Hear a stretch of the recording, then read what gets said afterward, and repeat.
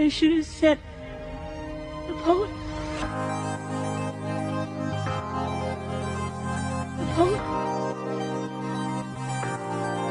They should have said the poet. The poet.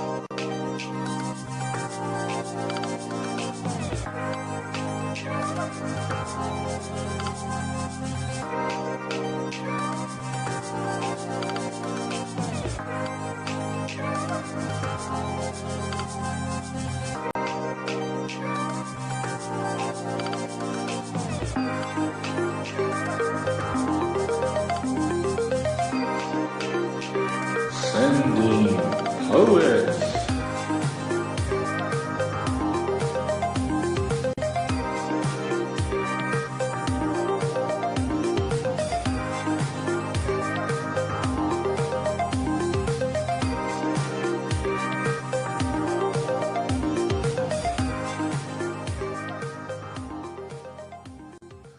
This is Sending Poets, a podcast we named after the movie Contact, when Jodie Foster says they should have sent a poet after traveling through the wormhole. My name is John, with me is Bob, and today we're going to talk about Try Redemption, the band I played in for 15 years. And to help us, we're very excited to have a guest, Tucker, the motherfucker, bassist for Try Redemption, and my oldest friend. So welcome, Tucker. Thank you for doing this with us. Super stoked to have you here. Right on. So yeah, we're just gonna jump right in here. I thought we'd start with how each of us kind of got into, music, metal in particular. By the way, Try Redemption, death metal band. So the music is not at all like the intro music we just heard. But anyway, so I'll just go first. For me, I think I can trace it all back to Weird Al Yankovic. It was like fifth grade. It was one of my friends played "Smells Like Nirvana," the parody he did of "Smells Like Teen Spirit," and something about the way the guitar sounded just kind of sounded new and cool and different and was very interesting to me. And so I was really into that song in particular for a while. Cut to sixth grade. That's what, Tucker and I knew each other. By the way, I knew him as Chris. That's his name. We'll get to where Tucker comes from. That's the legal entity. Yeah, right. But so sixth grade, that we knew each other, but I think sixth grade we really started hanging out. And I remember one day I go, I'm like, hey, have you heard Weird Al, like "Smells Like Nirvana"? And Tucker goes, have you heard Nirvana? Because at that time it was just like, oh, Weird Al, like this is great. So he let me borrow the cassette of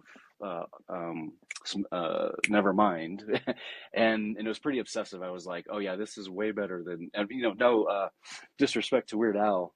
But it was like, oh, this is what I was hearing a glimpse of. This is what it really is. It was great. So I was really into Nirvana, the whole grunge thing, until '96. I won tickets off the radio station here, Koehl, the radio station, to see White Zombie and Pantera, and that was definitely a game changer for me. And so, first question for you, Tucker. Do you happen to remember anything about how I got those tickets, aside from that it was a call-in thing to the radio? I don't. For me though, it was kind of weird. Like you let me borrow a Pantera CD before we went to that, and I was like, this isn't my thing. Like, I went more as a White Zombie fan, but then when I saw Pantera, I was like, I want to be that. Yes. like seeing them live, it clicked something in my brain, and it was all over after that. Like it was. Yeah, exactly. Yeah. So, and this is another reason I'm so excited to do this, because my wife and I, we've been talking about I should document some of the stuff about the band, so it's not just in my head. And we just never made the point to do it. So, and one of the things that's so interesting is those pieces. Like, here's what I remember. What do you remember? And Tucker, you just said something that I don't remember, because my memory was that I also went as a White Zombie fan. I'm sure I don't think I had I'm sure I didn't have a Pantera CD, but you remember me giving you, like, letting you borrow a Pantera CD. I So I don't know. Was it like a I cover? Was it like a vaguely compilation remember thing or maybe something? you borrowed it from somebody. Like, and Yeah, it could have been, man. I think it was the Great Southern Trendkill. And I listened to it a few times and I was like, I just don't really get it. And I That don't is know so how, like, fascinating. after seeing them live, it was like, I got it. Like, these guys are amazing. Like, but the Yeah. first listen, I don't know if it was too much for my young brain to handle, but By the way, yeah. totally on tangent, but off topic, so to speak, is that same thing with Fish. Like the first many CDs, my friends were playing a Fish. I never really understood. Like I didn't get it, you know. But then I went to a show and I kind of got it. I don't know if that helps, but I get that. Totally. It's Yeah. it's it's a it's a testament to the power of live music. You know what I Totally, mean? Totally. exactly. It's a different experience, and yeah. But So then you can what go a back and reinterpret that first thing again. It's quite beautiful actually. To it's like an acquired taste, I guess you could say. yeah, exactly. It's now you have this extra lens to look at that original, experience through, and isn't that fascinating to see it in a new way, or hear it in a new way or whatever. So that's awesome. I'm already like super stoked that we're doing this because these memories that are different. My memory of Pantera before seeing them, I really don't remember hearing much. But probably I seeing a kind of little bit want to like know on who gave. Headbangers Ball. I want to know who gave you who'd you borrow it from? Like you should go to the source on this one. I'm actually kind of I'm curious. Like how telling did? you, honestly, my memory is that I did not have a CD. Honestly, my Yeah. memory is that the first Pantera CD I had in my hands was Vulgar Display of Power that Tucker that you let me borrow like after that Wow. show. I kind of remember that more than but at some point I knew I know I bought them all, myself, but there was a period of like, well, you had it and let me borrow. I'm pretty sure it was like that, but I just don't remember having Pantera music in my possession prior to the show. I remember probably seeing a little bit of their stuff on Headbangers Ball, and maybe if there was, I can maybe place a Amy Wilson. I think was yeah. I think she may have like told me about Pantera, and if I had a CD of it would have been from her. But man, I really don't remember it that way. It's so fascinating. Um, Um, I don't, and this could be just a false memory, but Steve Larson pops in my head with that mm, CD, so it could have been yeah. him. Yeah, and it's just as a side note, this is around high school time, when Tucker and I realized the misgivings and shortcomings of the DARE program, and we became cannabis, enthusiants, and so This is true. digging into memories from back then is kind of Ah. an adventure in its own. Anyway, but I do remember. So here's what I was going to say about getting the tickets. I'm pretty sure this is an accurate, memory that I liked calling into the radio station just to request songs, even if I wasn't listening. I just thought that was a cool thing to do, and I'm pretty sure that I wasn't even listening. I just called to request them to play "Pull Me Under" Wow. by Dream Theater, and they were like, "You're caller 9," and I'm like, "What?" And he's like, "You just won tickets to Pantera and White Zombie," and I was Oh like, wow. "What?" I'm pretty sure that's exactly how it happened, but I might be mixing because sometimes I mix memories, and like I said, I would call a lot, and I know I called one time and won something like inadvertently, and I think it was those tickets. So anyway, I was curious if you happen to remember it that way, Tucker, or not. So I that's why I don't, was but if that's the way it happened, then that's just the universe pushing you right. towards your fate. Totally. Yeah, yeah, totally. And like you said, yeah, we were both White Zombie, casual fans, or at least like we knew their music again from MTV and stuff, I think. And I just just like you said, man, when Pantera started, and it was Suicide Note Part One playing over the speakers with a big curtain in front of the stage, and it leads right into Suicide Note Part Two, which is just this high speed cacophony of just metal craziness, and it was just like transfixed, like what the hell is happening right now, just shock and awe for the first like several minutes, and then once I realized like what was kind of happening or whatever, and just really focusing on Dimebag Darrell playing guitar, I was just like, okay, fuck Nirvana, dude. You know what I mean? Yeah. I mean, I still was into the grunge, but I was like, this is where it's at. Like, how is this dude making those sounds with his guitar? I must find out. I must do this. So yeah, it was what a cool thing that we both kind of experienced that together, I think. So, and then And to this day, I think that's the loudest concert I've ever been to. oh yeah, I have a By a memory lot. yeah, it was at Red Rocks, which was an awesome outdoor amphitheater in Colorado, and we moved around. My memory is that we didn't just stay in one spot. We kind of moved around, and I know I was up pretty close, and for some reason I thought to like cup my hands behind my ears, which was a mistake. I'm pretty sure in that instant I destroyed a lot of cells in my just in that one instant, because it was like, oh, this is not a good idea. I don't know what made me do it. It was just like, I wonder what'll happen if I do this. So it was gnarly. But yeah, so that was the genesis. It was like I at that time I'd had a guitar already. Again, Nirvana kind of made me interested in having a guitar, but it was like, that's how I want to play guitar. That's the kind of band I want to be in. So at that point, so let's just switch to you, Tucker. Like anything early on, because especially like, how did you get, like, what's your memory of like why bass? Um, I won't say that you pushed me towards that, because I think that's way too strong of a word, but I think it was definitely part of like, hey, I'm a guitar player. If we're going to be a band, we're going to need a bass player. I don't know specifically why. I mean, okay, if you want to go way back, I wanted to play the upright bass in 5th grade. And the music teacher did not allow me to go that direction because there was a girl, and I don't remember her name, but she was very tall. And I think she thought she was a better fit just because of her build. And so I ended up playing the clarinet, and then the bass clarinet, and then the saxophone, and then, of course, as soon as I got a bass, I never touched any of those things again. And it's just like, which is kind of unfortunate because I was a decent saxophone player, but yeah, I mean, it was. You ever think about trying to pick it back up? No. It's interesting because saxophone's making its way into like death metal and the metal world. It's interesting, Listen to Go listen to Crack Sabbath. Crack Sabbath. Okay. Sabbath, huh? Yeah, Crack Sabbath. There's this guy Skerrick, and back in the '90s, me and my friends. This is back to Tony. This is a long callback, but John will get this. Me and Tony would go to all these bars in Seattle that were these jazz bars.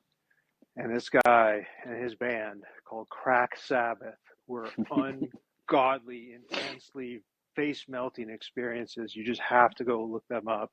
Wow. The guy Skerrick ended up playing with Primus.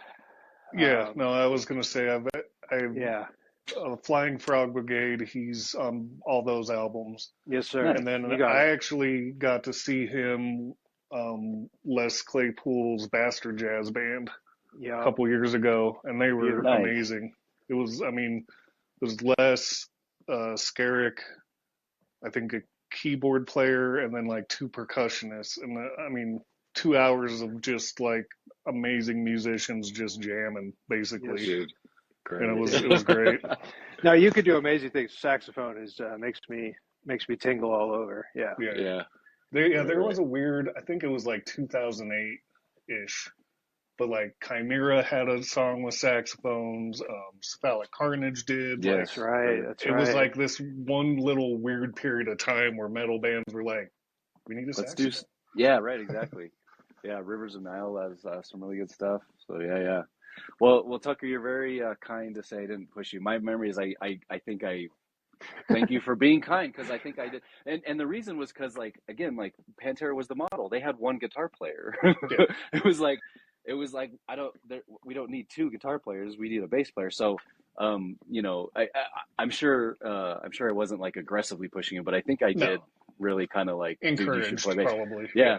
And then the ultimate irony, we end up in a band with 2 guitar players anyway. So, but yeah, so thank you for picking up the bass. I'm eternally grateful for you, doing that because I don't think anybody would have played it like you anyway. You know what I mean? Like you really, I know you wanted to, not just be a rhythm bassist, right? Like you Yeah. play the bass like a melody instrument, channeling Cliff Burton, Alex Webster. So cheers to you. I'm forever grateful for you being like, yeah, sure, I'll play bass.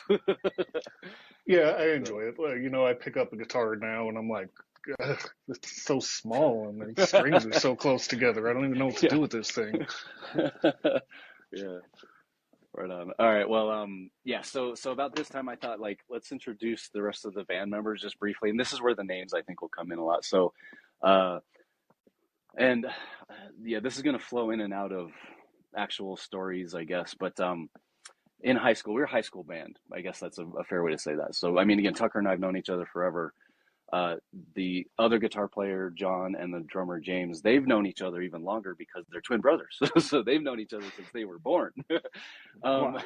but they were in a band in high school called Undecided, and it was a continuation of their dad's band. Like their dad was in a band when he was like in high school, like in his 20s and in his 20s called Undecided, and they just sort of kept the name. And I remember wanting to be do this Pantera thing, but it was just Tucker and I, just bass and guitar, no drums or anything. And I was very in a good way, I think, envious, or I just looked up to them a lot. Like they're actually doing it. It was the two of them, and then they had a bass player, a friend named Dave that played bass. But they would play shows. You know what I mean? Like as 16-year-olds, 17-year-olds, they were playing shows and actually doing it. Thought that was so cool. So anyway, Jon and James ended up being the drummer and bass, a drummer and other guitar player. Our first singer, and by the way, they go by Jon and James. Okay, so then our singer, also a high school friend, also named Chris in the legal sense, but he never went by Chris. He went by Hammer. Do you happen to remember like where the story of like where the nickname Hammer came from, Tucker? Yeah, I mean, vaguely. He was in some sort of shop class, and somebody said something about his mom, and he whacked him with a hammer. Yeah. I think is My yeah. yeah, my memory is that he told the guy like, don't talk shit about my mom. Stand very still, and he held like a hammer out to like the guy's nose, and he was just wanting to scare him, I think. And depending on who tells the story, the guy moved, or Hammer Flint moved a little bit, but he hit the guy with a hammer. So, I mean, I think the guy was fine. I don't think, and it was like a mallet probably. I don't think it was Yeah. like an actual hammer. But so and then from then on he was Hammer. That's how I was introduced to him. And then here's where my other name comes in. He introduced me to Jon and James. He knew them already. He introduced me to them as Daigle. Hey, here's Daigle. That's my last name.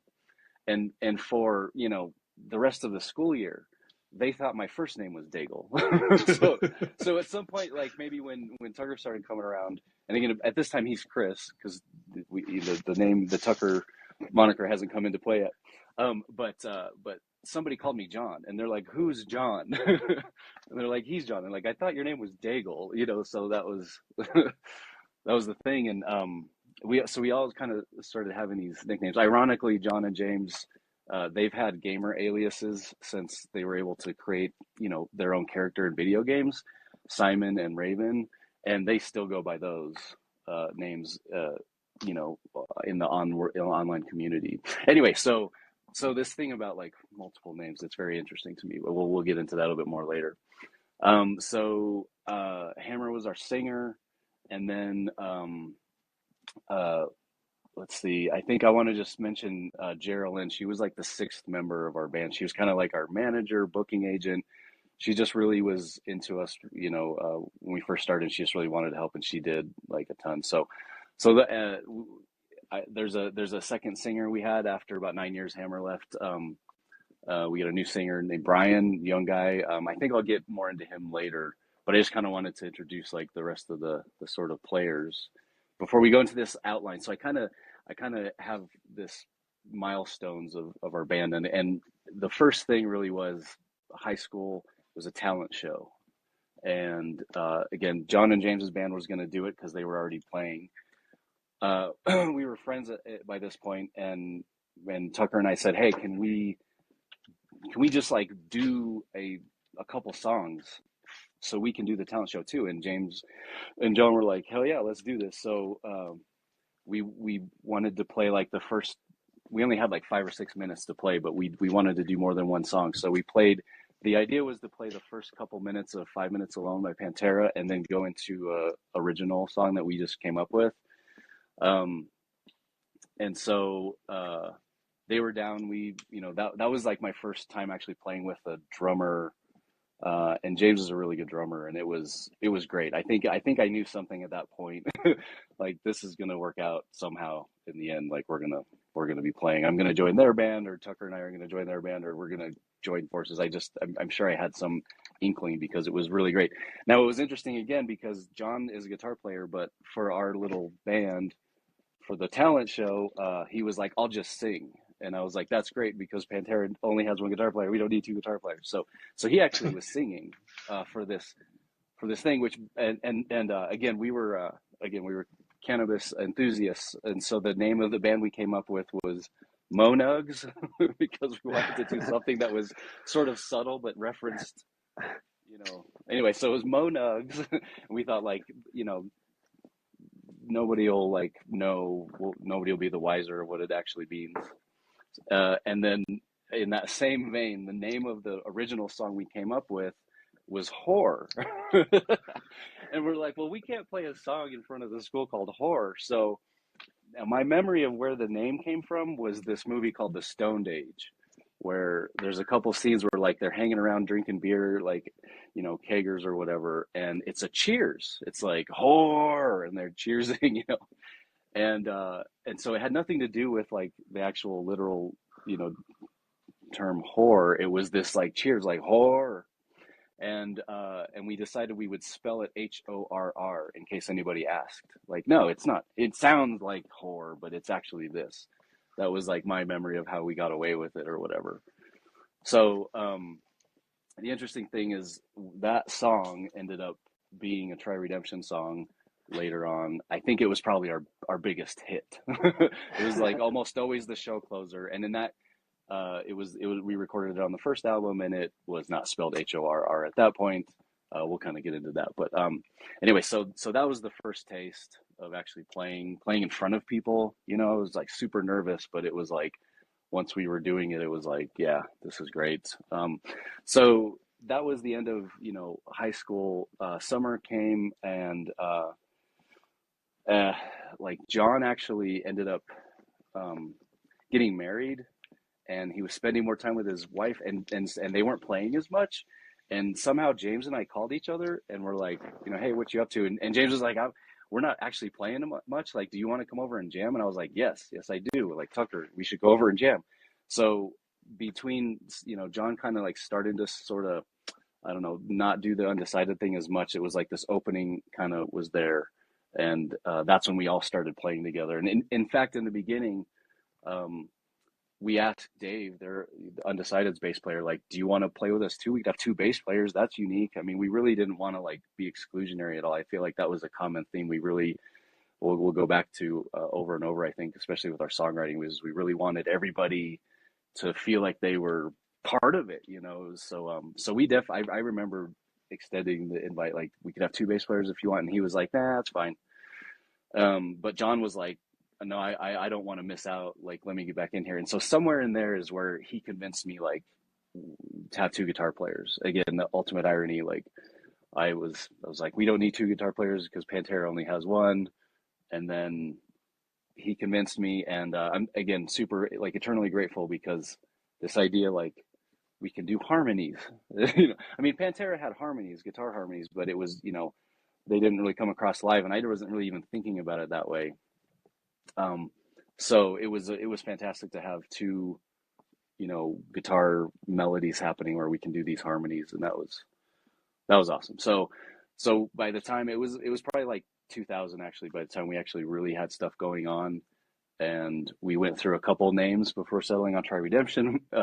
Nefarious, which, means like inherently evil. I mean, we really were kind of, it was death metal, right? There was this like kind of theme of brutal, evil, scary, like raw, aggressive. And so Nefarious seemed like a good, band name. And quickly we found out, it was already taken, right? So we had to come up with another name. Azimuth was the next name. Can't really remember where that came from, but same thing. Somebody already had that. So what I remember, we were like, let's not worry about the name so much, because at this point we'd only played like one show. We were like, let's just keep writing music and stuff. And so in it becoming less of a priority to have a name, it just sort of organically happened one day when we got back to kind of thinking about it. So I remember quite a bit about how the name happened, but I am curious, like, Tucker, what is your memory about how we settled on the name Try Redemption? I just remember being in, the jam room at James's house and just spitballing stuff. And I don't know if Try Redemption was even said by the same person, or if, somebody said try and somebody said redemption, but everybody just kind of stopped and was like, that could work. Yeah, right? that's exactly how I remember it too. I think Jon is the one that heard it and said it, but he said it because he heard the words cross. So it was almost like oh, this is meant to be. I mean, and one of the things I like most about it is just this, like, it's open to interpretation so much. So, people would ask, like, well, what does that mean? Are you guys like a religious band or something? And I think every one of us, the five of us, had a different sort of, meaning, a different reason we liked it. Do you remember, like, any specific why you liked the name, Tucker? For me, I just think it was kind of unique. Like, I think it just kind of stood out as something not like you said, it's open to interpretation, but it was uncommon enough that it kind of stood out. It wasn't, you know, it wasn't exactly brutal. It wasn't like, overly offensive or anything like that, but it was unique enough that people would remember it. Yeah. Yeah. I mean, it almost seemed magical at the moment. Like you said, we all kind of just stopped and were like, wow, there's something about that sounds very interesting. And yeah, for me, I think Jon and James, like, talked about kind of the religious aspect of redemption. I thought of it more in the less religious, of just like redeeming yourself from, like, trying to make up for wrongs, you know what I mean, and that kind of thing, like try redemption. I think that's really where I settled on, like, meaning wise, like what really, like, struck with me. So once we had that name, it was like a lot of stuff just started. We started playing more shows. We met this guy through a friend of a friend. His name was Brian Fuchtinger, and he had a studio in his basement in this house. It was upstairs, downstairs. It was just a homemade studio in Denver, and the friend of a friend, they were in like a music course in Denver University or something, and they had to record a band. Like, it was an assignment, and we were like, raised our hand, like, we'll do it. So that was how we recorded our first demo, really our only demo. It was a 3-song demo, and wow, that was so great to, like, up until then, anything we recorded was a little cassette, like 4-track, little, like, cheesy microphones. I mean, quality was not great. It was still cool to hear our stuff, without, hear our stuff played back to us versus just hearing it while we're playing it. That's um, I think I could call that like a phenomenal experience. Like that, it's a new thing for your brain to, like, to hear something you're doing while you're where you're used to hearing it while you're doing it, and then now you can hear it while you're just sitting there, but to have the quality, from a actual studio, because it was their assignment. They had, a big soundboard and a room and microphones and a lot, professional equipment in the college, and that was great. And so we did a 3-song demo. Things are rolling. A year later, this was 2003. We recorded the first album, and that was at Brian's house, because we just stayed in touch. And the thing about Brian is he wasn't really a metal guy. He played in a like indie rock type band. Um, so, you know, he we all got along. I think if we didn't, we probably wouldn't have tried to do the album. We all got along. It was great. Um, we had a couple things going against us. Like we didn't have a metronome that we played with. We didn't even have a tuner for that first album because the guitar I had was very finicky, and so we didn't like have tuners. We just tuned to my finicky guitar. But like on stage, it was just like I hit an open A string, and we all tuned to that, and that's how we recorded the first album. So it's very rough. Raw. I mean, there's a lot to say. We'll get to this later also, but some people would call that more pure because it's like real. But I remember telling people like the album's great because you can hear it, but we're much better live, you know, because we really liked, you know, the show that we put on really, I think was our biggest selling point in my memory. So, and we'll probably talk more about that, but I wanted to play just a couple bits, a couple songs quick of from that first, not the whole song, just like 30 seconds or so of two songs from that album. And this first one is Scattered Thoughts of Aggression. And one of the reasons I like this so much is I think it was really example of us pushing ourselves. There's 11 unique riffs in this song, and only one of them is ever repeated. So, you know, the songwriting process, I think we'll get into that a little bit more later too, but it was just like, I think it was really like pushing ourselves, like a lot of like technical stuff that we kind of weren't doing in other songs. And anyway, so I'm going to just play this 40-second clip of this here.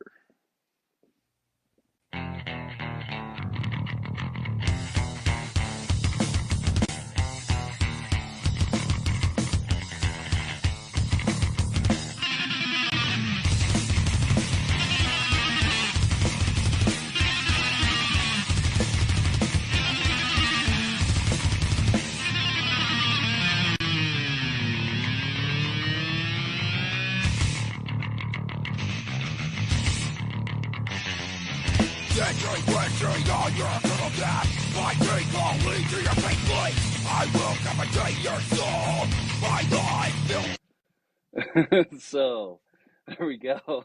Bit harsh, especially compared to, you know, the intro music, right? Like it's but this was our thing, man. It was like Scattered Thoughts of Aggression, you know. It's like really trying to like do this thing that Pantera was doing with like high energy, you know, music and stuff. And so but you know, when we get to the later albums, the difference in quality, audio quality, is really going to stand out. So, the other one I want to play real quick, just a little bit of, is Horror. Again, this ended up being sort of, I think, one of our biggest things. Like, well, closed almost every show for the first like 10 years. It was just like a great show closer.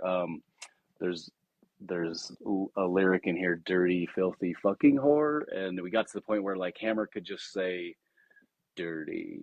And the whole crowd would be like, filthy, fucking whore. And it's gnarly to like go back to this stuff because again, like I'm so much like pacifist kind of a person now, and like going back through some of this like really aggressive stuff, especially like lyrically, I'm like, man, I at the time, like, no, like I said this in the last episode that we did here, I'm much more of a music guy than a lyric guy. And I think at the time it was just like well, a couple things.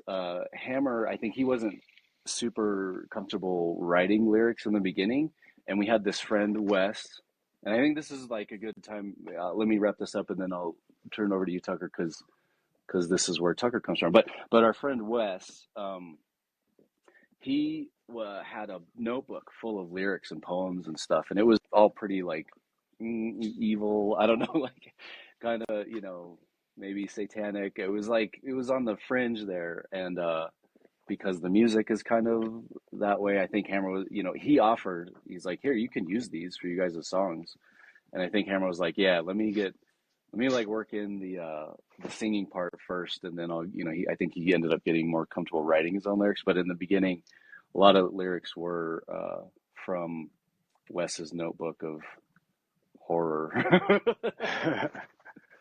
But yeah, so Tucker, like, yeah, you knew Wes, I think first. You had a history with Wes. You lived with him for a while, right? Yeah. But Yeah. he's the one that coined gave you the nickname. Do you remember how that actually happened? No, I mean, it could have been from watching a movie. I'm thinking back, that was maybe what was the Jackie Chan movie with Chris Tucker? Oh, Rush Hour. Yeah. And it could have come from just us watching a movie and he just looked at me and Chris Tucker, the motherfucker. I don't know exactly how it started. It's just one of those things that, like, probably the first time it happened, I didn't even pay attention to it. And then it became a thing. Wes was always a huge supporter of us starting out. Yeah. And we'd call him the tumbleweed of death because he was always the one in the mosh pit, always the one starting it. Yeah. First one in, last one out. And I think he just started screaming at me at shows. Yeah. And Tucker the motherfucker. It just, things get legs and they just take off, and you're not always in control of things that happen to you in your life. And you just gotta roll with it sometimes. Yeah. And it's kind of funny, like, I've worked someplace for 8 years where people would, like, finally see a pay stub or something and go, wait, your name's Chris? And I'm like, I've been here for 8 years, dude. Like, how do you not know this? Right. But, like, even my wife met me as Tucker and refers to me, like, her family refers to me as Tucker. Now, the problem is, you say that around my mom, and she's not a fan. Like, no kidding. At all. No. Like, my name is Christopher, like, she is not a fan of that whole concept, and I don't care. Like, it doesn't bother me, like, I know who I am. I'm fine with having a nickname. It is what it is, it could be worse. So. Yeah, it's a really interesting thing, like, it just happened, and here we are 20 years later, and, like, that's who you are, same, like, in the band circle, Daigle, everybody calls me Daigle, and I do wonder sometimes if it is a reason that I kind of think of things the way I do, that because, like, people I worked with, they knew me as Jon. They would come to shows and people would say Daigle, Daigle, Daigle, or whatever, and I remember people saying, like, you kind of live two lives, don't you? And I'm like, kind of, because at work I'm very mellow guy, like, I didn't the label, Jon, compresses and encrypts. Yeah. It just takes one word with the context of 20 years. So much can be expressed or hidden with that one label. The metaphor is beautiful. Yeah, right. Yeah, it all ties in. It's really, like, it's really interesting, fascinating to me. Yeah, let's see. You guys want to hear that? Wow, I've already. I'm just looking at the time here. Maybe I'll keep going here. The things to say about horror, I think, maybe are more cool than the music in the moment, just to kind of keep things going. The next thing I want to say is, like, the people we met. Again, Wes, great example. We met this guy, Adrian, who was in the military, and I'm gonna put a link to this picture in the notes. But he came to a show after he had been in Iraq, and he showed us this picture that he found a sort of portrait of Saddam Hussein on a wall that had the eyes scratched out, People had already vandalized it. And he decided to just add his own artistic, expression to it, which was our logo. He drew our logo next to it, said Try Redemption was here. He put like some piercings on, an eyebrow piercing and like 3 earrings, and he's standing in front of it like with the metal horns. And I remember seeing that and going like, this is one of the coolest things. Like, what a fascinating, like, there's a presence of our band on the other side of the planet. And who knows, maybe that wall's been like destroyed since or painted over. I'm sure it probably, probably not still there, but that was like, An man, I thought archaeologist, that was so cool. an archaeologist 1,000 years from now might stumble upon that. I know, so cool, Isn't that what right? they say is what exists is the graffiti? That's Yeah. that's what most likely remains from past a certain period is the graffiti. Yeah, what a trip.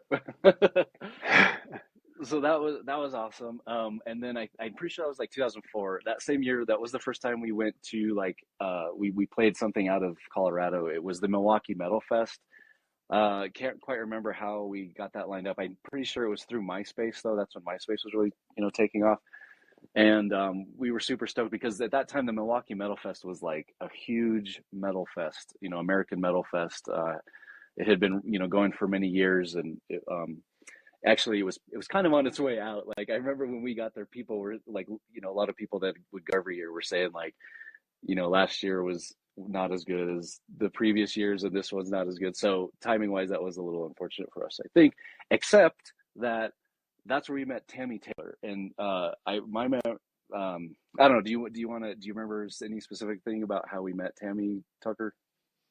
I just remember getting done playing and we were loading out, and she just kind of approached us. And, at the time I thought she was just, a normal person at a show. Mm-hmm. And turns out she had more connections than we ever would. And, Right. yeah, I mean, it ended up being a great opportunity for us.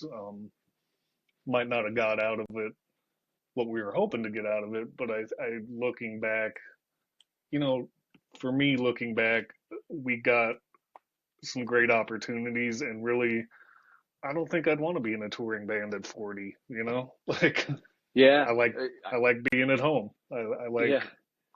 having structure to my life, and Yeah. being able to do the normal things that I don't think I'd want to be, on the road 40 weeks a year. Yeah. It was very eye opening when COVID happened, because it was like, wow, man, like what if we were, still driving around in a van and trying to like, week to week or whatever, and then we just can't. Like that would have, it was gnarly, but yeah, Tammy, that's how I remember too. I think it was her husband Kevin actually approached us first and was like, "You got to meet my wife." But what I remember her saying, because we asked if we could quote her in our bio, but I remember her saying, "You guys are the first unsigned band to blow me away in 10 years," and Oh, that was wow. awesome. And then she goes, "I'm Tammy Taylor. Like I helped Pantera get their record deal with Atco to do Cowboys from Hell." And so, for me in particular, I remember thinking like, we made it. This is it. This is what we were waiting for. We found somebody that's gonna like make us famous or make us Pantera. And again, like Tucker said, like that's not exactly what happened, but she definitely helped us more than anybody else. Geraldine was there with us. Geraldine learned a ton from her. Great relationship. I think the first thing that really Tammy helped us with was the next year. Oh yeah, by this time we had recorded our second album, Pray for Us Sinners. We really were interested in doing like kind of double entendre stuff. I think, Pray for Us, Prey is how we spelled Pray for Us Sinners. Excuse me. And it was at the same place, Brian Fuchsinger's studio, which I just remembered. It's called Uneven Studios because it was a really old house. And literally the foundation had kind of, given way over the, decades and decades. And so Uneven Studios was the studio name. So we did this second album, and then Tammy helped us get out to this other festival in Allentown, Pennsylvania called Louder, Harder, Faster. And it was awesome. It was a 3-day festival. I think both Tucker and I have said like it's probably our favorite experience in the band, for definitely one of them.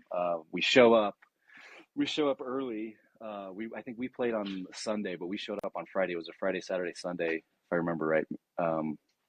Anyway, we showed up Friday. We were one of the first bands. All the bands were being put up in a hotel, and we show up and we're in the like hotel bar, and they're like, our liquor license didn't get renewed or something like that, right, Tucker?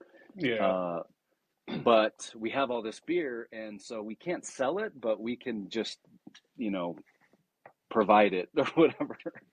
And it was our first introduction to Yinling beer, which is the oldest brewery in America. And Tammy showed up, we were chatting. It was like from the get-go, it just was like an amazing experience. Mm-hmm. She was telling us all kinds of stories, and we were like learning about stuff, and then we had this like free beer and that was really good. And man, what an awesome experience. The venue, we had our own green room area. It was a huge venue, and on the day we played, we had our own little area with like a cooler stocked with Yinling and stuff. It was like it was awesome. It was anyway, it was there we met this guy. I actually don't remember his name, but he was the owner of Screaming Ferret Records, and that was the closest we ever got to an actual record deal. And I think the reason we didn't actually sign it was, we got this contract to read through, and it's all in legalese, right? And like none of us are lawyers. We can read it, but there's a lot of stuff that's like, dude, I don't know the right way to interpret this. It's like it could be this or it could Intentionally be that. Like, intentionally yeah, so, right. obviously. And so what we did is the friend of a friend that I mentioned, how we met Brian, the guy that recorded the first album. He was this like child prodigy guy. I met him at Pikes Peak Community College. I was doing just a couple like an economics class or something, and he was this like 16-year-old kid that he was just right about to finish high school. He was just doing some like community college to get some credits, but he wanted to be an entertainment lawyer. And for whatever reason, we hit it off. We became friends pretty quick. His name was Prethan. Lost touch with him. I don't know what he's up to now, but we had stayed in touch with him all through the years. And so we had this contract, and we're like, dude, would you mind reading over this? And he's like, yeah, sure, no problem. And he was like, it's pretty good. I'm sure it's like very standard, but there's 2 things that he's asking for that you should just say, hey, instead of that, can we do this? I don't actually remember the specifics, but I know that we replied to the guy just saying, hey, can we tweak this part and that part, a small thing. And we never heard back from the guy. And so I think we scared him off.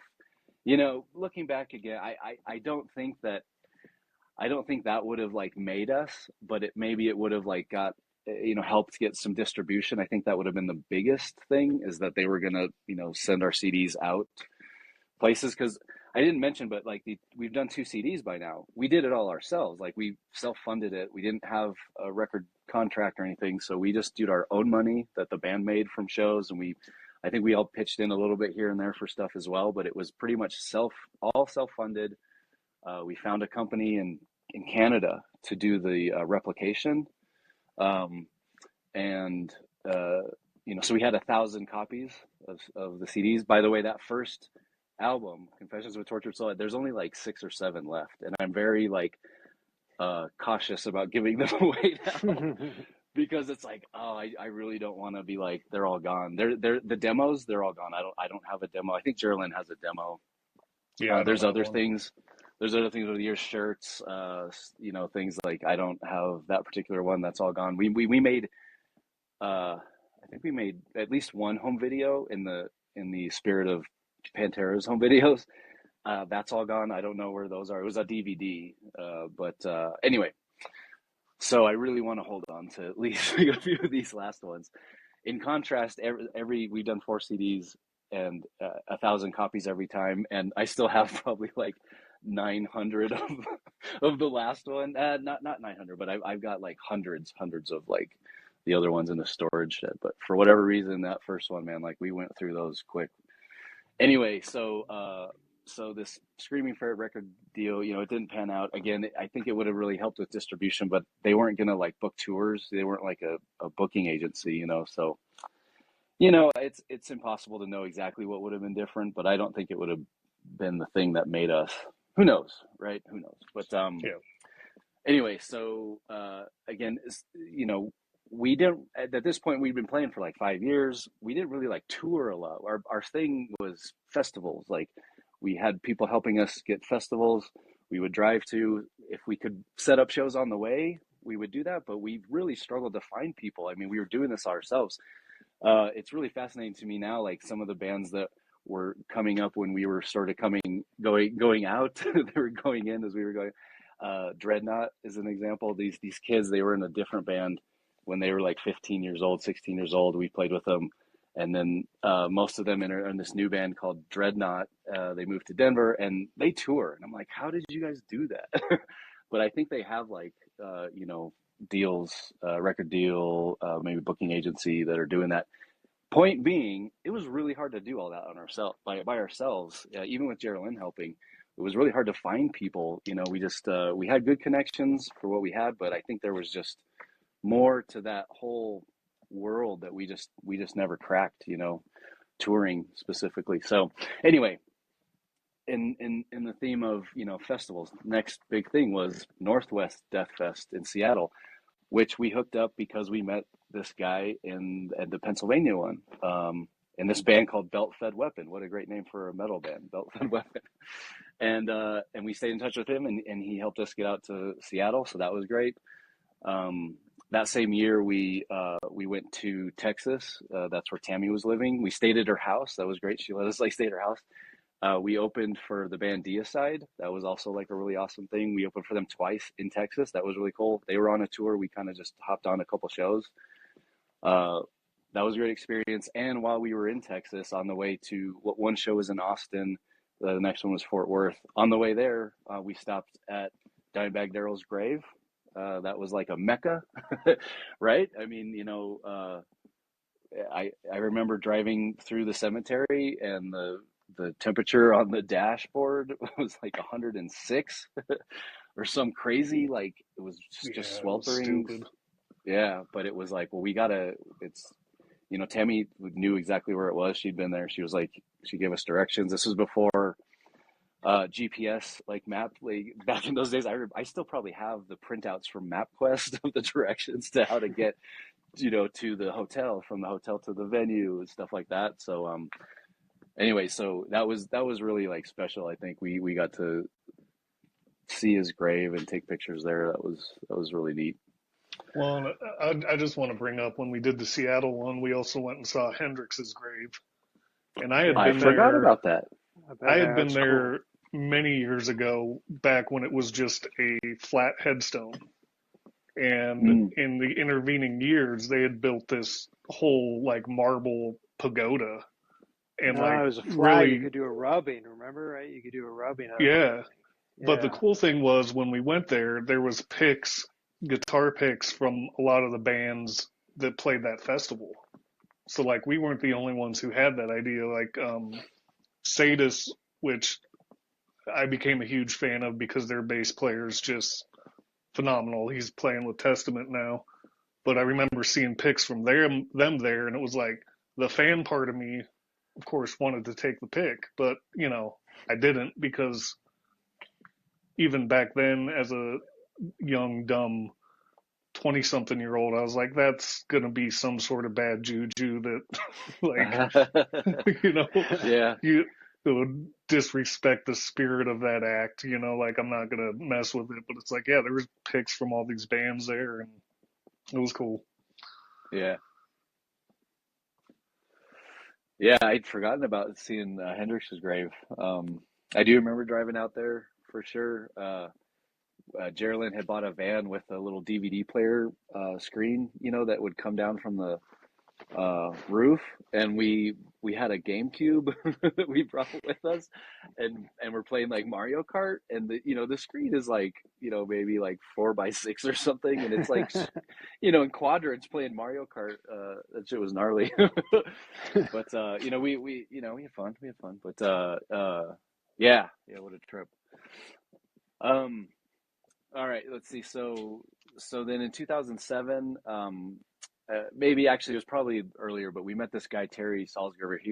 I don't know if he was like a professional tattoo artist here in town, but he definitely did a lot of tattoos for people, and he came to shows and was really into us. And he was an artist, man. Like his art style like fit with our stuff, and he drew our logo. Up to this point, like I had drawn it, and that was what we used. But he drew it, and it looked like a real metal band logo. It looked really like there was kind of webbage going on. It looked really awesome. And it was just one day he showed up. He's like, here, I drew some stuff for you guys. And there was so much of it, and we used all of that or most of it anyways, in the third album, Resurrection of Reason. Again, we really tried to be like thoughtful about like album titles, and I remember, I'm pretty sure you came up with that, Tucker. I really, when you said that, I was like, I'm sold. Resurrection of Reason. That sounded so good. We had a song called Resurrection or anyway, and yeah, I just thought that was like a great album title, and so we used a lot of Terry's artwork in there. And this was the album that we graduated, if I could say that, to recording with Dave Otero, who's a legend, certified magician with recording. He's a wizard. His studio, Flatline Audio, he's most recently done all like the last 4 Cattle Decapitation albums, which are all just mind-blowingly incredible. Cephalic Carnage, a Denver band. He's done all of their stuff.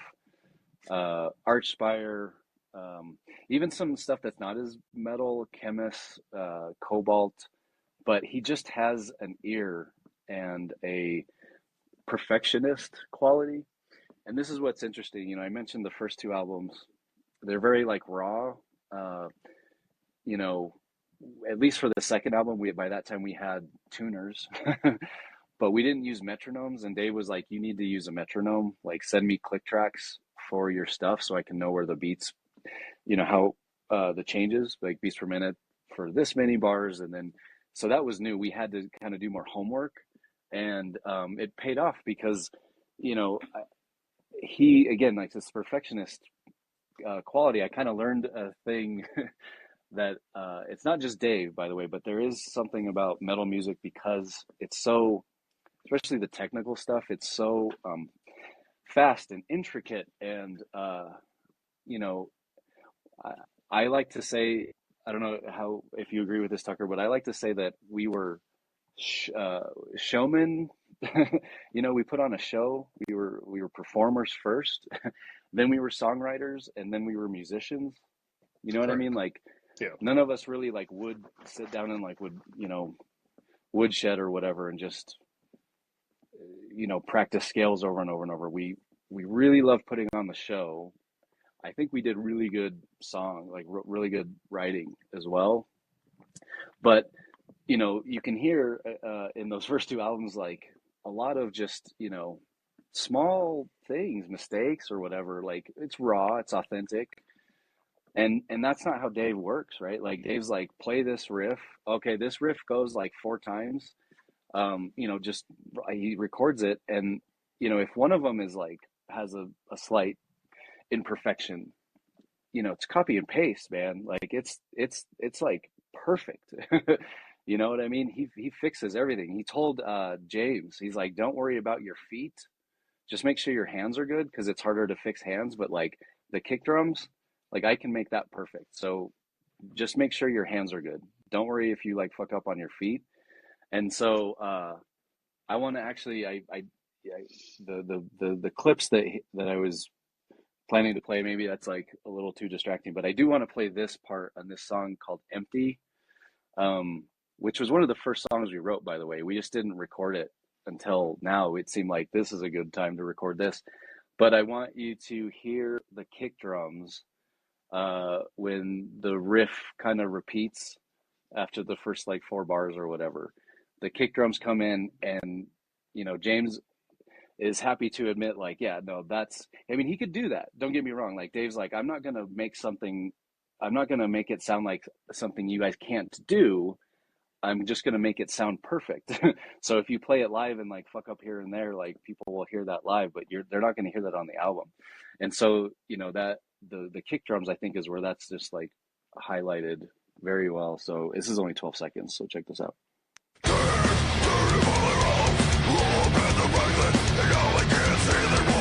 Right here.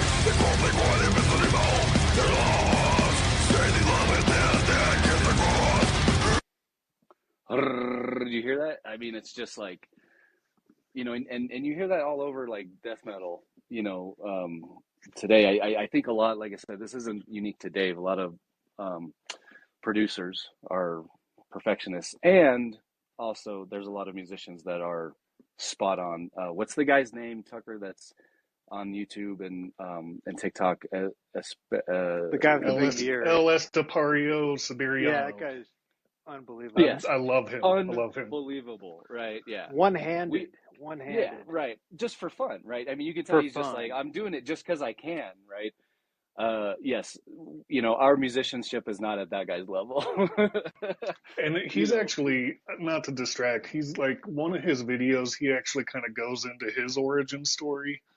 And being from Spain, like, I think more of a socialistic kind of country, like, there's actually like some sort of union for musicians over there that he was a part of. And things just weren't working out for him the way he wanted to. And so he just kind of was like, you know what? I'm going to do my own thing, and I'm going to I want to see how good I can be by myself. Like, without this wider circle of this musicians union. And so that's when he was just like, this is what I'm going to do. I'm going to play 8 hours a day, and I'm going to make my videos, and I'm just going to do what I want to do. And it's blown up, like. Wow. Yeah. And totally. I kind of wonder if like timing with COVID and because that's how I found them is, nobody's doing anything. And I really wasn't like even a YouTube user prior to COVID, really. I just kind of started going down these wormholes with musicians and found him. When you had said what if we had been touring and COVID had struck? Like, I didn't want to divert it, but I thought like you'd probably just put it on TikTok or YouTube or what. Like that right. seemed to that's drive what people did. Yeah. Yeah, it seems to drive this next wave, which is all these micro expressions, like just regular people. I don't know. There's another guitarist guy who like plays these little riffs, and his girlfriend's usually sitting on the bed behind him. Do you know what I'm talking about? That guy. I'm not familiar. No, I don't think I have. Yeah, I don't think I've seen. I got to look up his name, but he's just got he's a professional guitarist, but he's like just in his bedroom, and so his girlfriend's just sitting there reading a book or on her phone or whatever, and he'll just start playing whatever's playing in the background. Like he'll just start playing some Dire Straits riff or something. She'll just like perk up. It's like a really cool. Nice expression. Yeah, I'll look it up and I'll send it to you guys. But I love those little things, those little artists expressing themselves in this little micro capacity. Right. But it's totally genuine. It's like totally genuine, not produced. Yeah, it is the future. I mean, it's one of the things I'm so excited about. Like the technology is that it's at almost all of our fingertips. I can't say for every human. I know there's still it's decentralized. It's totally decentralized right now. Yeah. You're absolutely right. Yeah. Yeah. It's like Mr. Beast is the biggest of all time. Like, right. He's just like, just do it yourself. Just keep doing it yourself. Yeah. And the tools available for learning music now are so much like more refined than anything we had. It's like, when we were learning songs back in the day, you could go online and you could find tablatures for songs. But back then, man, you'd start playing with them and you're like, does this person have ears? Like, this is like so far from being accurate that like, it's not even a useful tool. And now, like, I've got the Ultimate Guitar app on my phone where it's like Yeah. you can play with backing track, instruments that are digital and learn songs that way at half speed and actually like learn them. Like there's songs I've learned that way that there's no way I would have learned any other way. I don't have a good enough ear to pick things apart that well, but Yeah. now the tools are out there and anybody can do it. Yeah. Yeah. It's awesome. Yeah. It's like, yeah, like, yay humans, like great time to be alive, Well, the information system accelerates, and then it accelerates its acceleration, and then that Mm-hmm. accelerates, its acceleration of its acceleration. It just keeps on going because we're at the Exponential, point. yeah. Exactly, it's exponential because we're interacting at an informational level. We don't have to be anywhere. Like I'm in Montana right now. You guys you're in Colorado, John. I don't know Right. where Tucker is, Yeah. but Yep. Same. I mean, like how Springs, crazy is that? Like we're Right. doing this thing right now. I'm, 12 hours away and whatever. And anyway, it's only going to get easier. It's only Yeah. going to get easier. And Part of me wonders though if there's not going to be a period where it actually goes backwards, where people get more into the raw, no metronome, unpolished, like unhyper produced style as almost like rebellion, just because Yeah, it that's seems what inevitable, right? kids do, like Yeah, right. music is too perfect. We need to go back to the sloppy, raw Right. feel, and Yeah. it well, could work. wasn't grunge the response to the 80s like synth and everything Oh being yeah, completely? So I think you're And the exactly hair right. metal It stuff, just yeah, oscillates every time. It oscillates. You're absolutely right. yeah. Yep. The ebb and flow, Well, kids are just that way. They rebel. yeah, Yeah. yeah. Yeah, what was that quote? Bob, you and Stacy, knowing yourself is only good for one generation or Oh, something like yeah, that. exactly. Yeah, I mean, it's like, yeah. well, I think you get counterculture. But what is the culture? It's irrelevant. It's just counter. Hmm. Like that's the Yep, whole point yep, is that the next generation will try to innovate, and that's always it's right. like which direction are you looking at from? Like one Right. man's rebels, another man's terrorists, etc. So from the kids' Exactly. point of view, they're searching for their identity. Yeah. Yeah. And they're trying to make a way. But here's the reality, guys. Like everything we just talked about, the acceleration of acceleration, that only works when you're planting trees under the shade of which you will never sit. Mm. Like Mm. that's a painted forward concept. So the acceleration of the cohesiveness and teamwork of a society that functions pays huge dividends. So it's always a balance. I mean, there's tension, obviously, and creativity is not conformity. So you have to get to the edge case in order to be creative and innovative, and that's the big tension is it works well when everybody lines up, but if everybody's just in line, there's no creativity. So what do? You Right. got to make a band. The duality Yeah. of man, right? Yeah.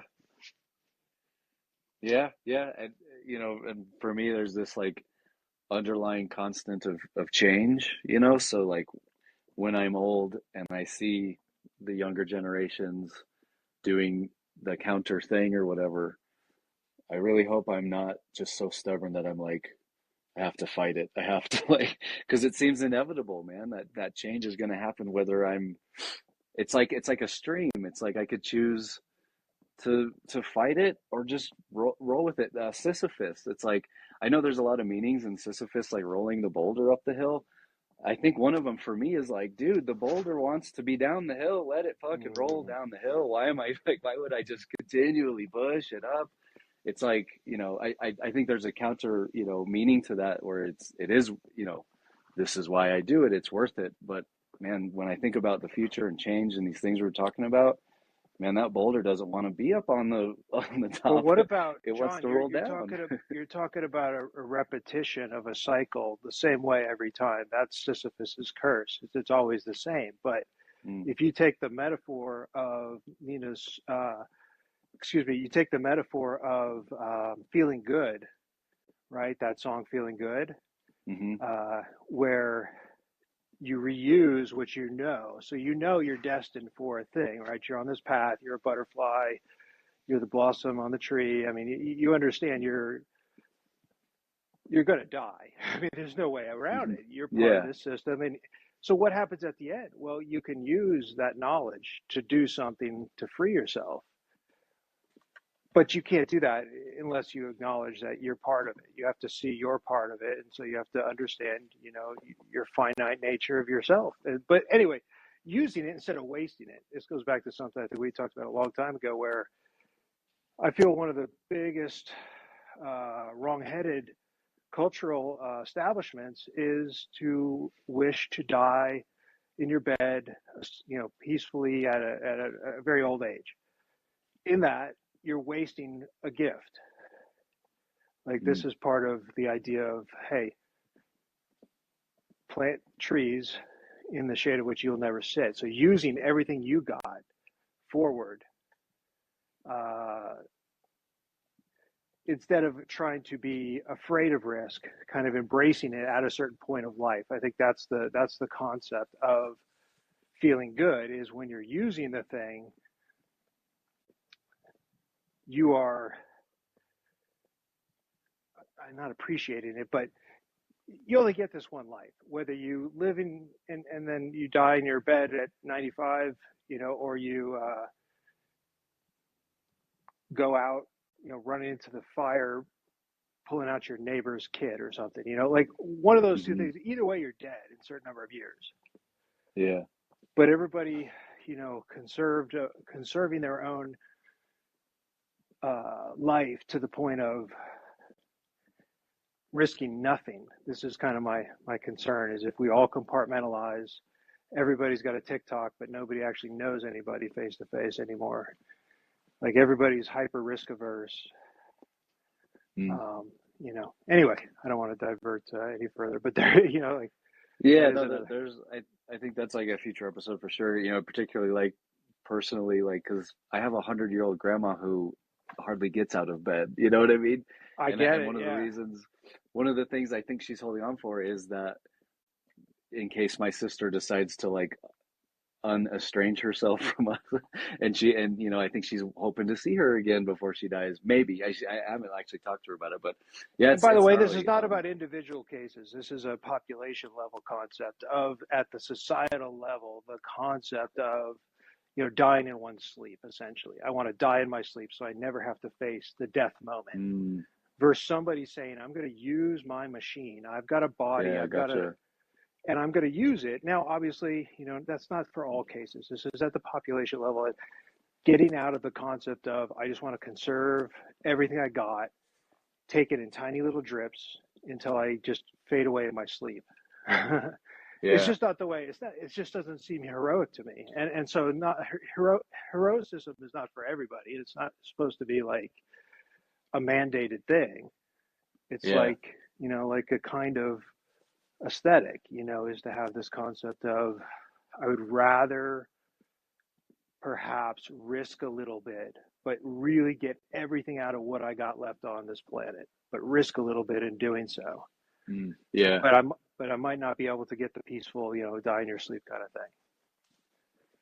Yeah. And I mean, I even look at it like that with the band. It's like, I think we all kind of gave up some of that traditional normal stuff you're supposed to do in your 20s to be a good cog in society, to have that experience as a band. And none of us ever made money from it, none of us are famous, but for me, like, the fact that we actually got a song played on the radio, well, those radio waves were broadcast. That's out there, and that's traveling at the speed of light away from Earth and eventually becoming part of the background static noise of the universe. It's like, wow, that's out there. That's out there. Like, you can't take that away. Like, it may not ever be received by some other civilization that has the capability to pull that song back out of the background noise and listen to it, but it's there. It's part of the universe now. Yeah. Cheers to that, man. I Cheers to like that. that. I like the way you That's very said cool. that. That kind of does like that's a nice transition back into I just wanted to say this part about that song I just played, Empty, which is EMT. I don't know if it stood for something. In fact, I don't know what the lyrics are. In all of our albums we wanted to have the lyrics there. Um and this is the only song that doesn't. Instead of the lyrics, what it says, I think you wrote this, Tucker. It says, "These lyrics have only ever existed on a piece of paper written by Wes Croy and in Hammer's mind." Wes is the guy I mentioned. "Anyone else who gazed upon such awesomely vile lyrics would surely lose their mind." Yeah, that sounds So, like something I would say. yeah, right. Anyway, that was neat, but but yeah, yeah, so there's only actually a few more things, and then I know you got some questions, Bob. I want to make sure we get to those. So, uh, you know, to that this is 2007. We did that album. 2 years later, 2009. That's when Hammer was like he had a kid. I'm not going to say that's the reason he left the band, but it was one of the reasons. I think he's like I don't know if it's accurate to say like functioning alcoholic or whatever. Yes. He drinks a lot. He drinks a lot, but it's never affected his job. I mean, he's still like very prioritizes like having a job and stuff. So anyway, but at some point he was just like, I don't think this is good for me anymore to be in a band and just being in bars and stuff. And so he bounced, and then we got this new kid.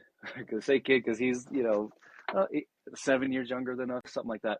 Brian McDaniel, and he's one of those he just exudes music. I mean, he's been in tons of bands. At many points, he'd be in multiple bands at the same time, and he was in this band Vital Malice, and we'd played with them quite a bit. And we didn't. I think Jon was the first one to be like, I want that guy to sing for us. We asked him, of course, but the truth is, like, we didn't really have any other interest. I think one guy emailed us, and it was like out of nowhere. We didn't know who the guy was, so we didn't even like invite him over to like audition. I don't know if there was like the thing about Hammer is like. Uh, he had long hair for several years, and then he shaved his head because it was kind of thinning, and he'd taken a baseball to the mouth or something, like, so he was missing a tooth. He was very menacing. He fit the front man of a death metal band like really well. Very tall. He's like 6'3" or something.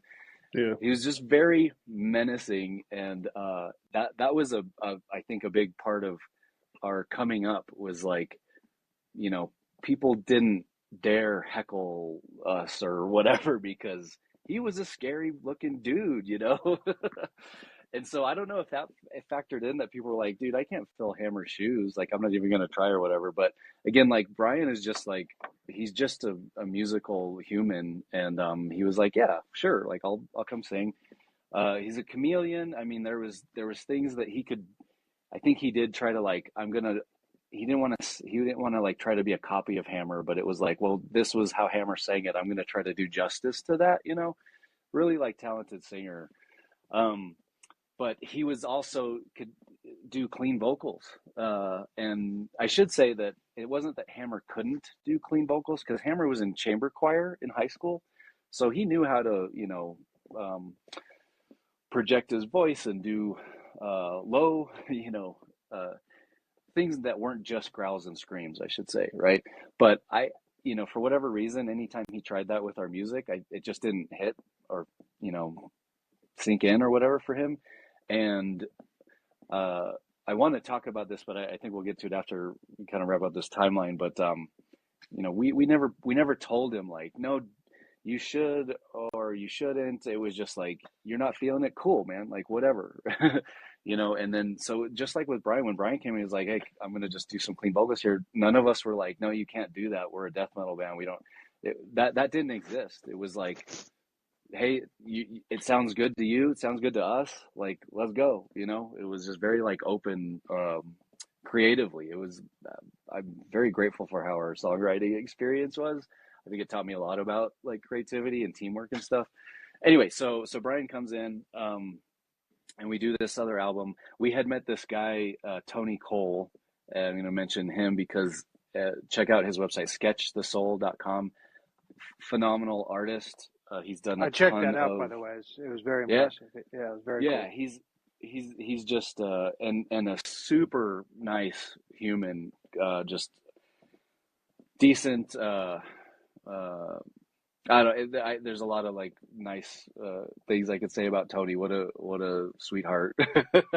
Genuinely like kind human being, and super talented. And it's this weird contrast because so much of his art is very gory, horror, gnarly looking, and then he's not a scary dude at all. He's just like a really nice guy. That contrast, I think, is a common theme in the death metal world, by the way. That like maybe it's this sort of persona just for getting those aggressions out, so that in a productive way. And then, but yeah, like just about everybody we met, just really nice, awesome, people happy to be alive, super into like music. Yeah, so many experiences of that, is my memories over the years. Anyway, so Tony did the album art for the last album we did, called Hollow Be Thy Name. Again, trying to go for like these sort of double entendres or whatever. I I'm do gonna want to just go play. ahead and say that, like, for me, I was probably what you would consider a militant atheist through most of my 20s. Mm, And having been raised Catholic, like, I was always looking for some little barb when we were yeah, naming albums towards organized religion. yeah, I'm not that way anymore. I certainly am not a religious or a fan of organized religion at all, but I take much more solace in knowing that I can't know, and hmm, allowing people, as long as they're not affecting other people's lives with their beliefs, to just exist the way they want, you know. yeah. But back then Living. it was fuck the church 100%. Yeah, Like, yeah. Like you said, though, I like you said, like little barbs, little things.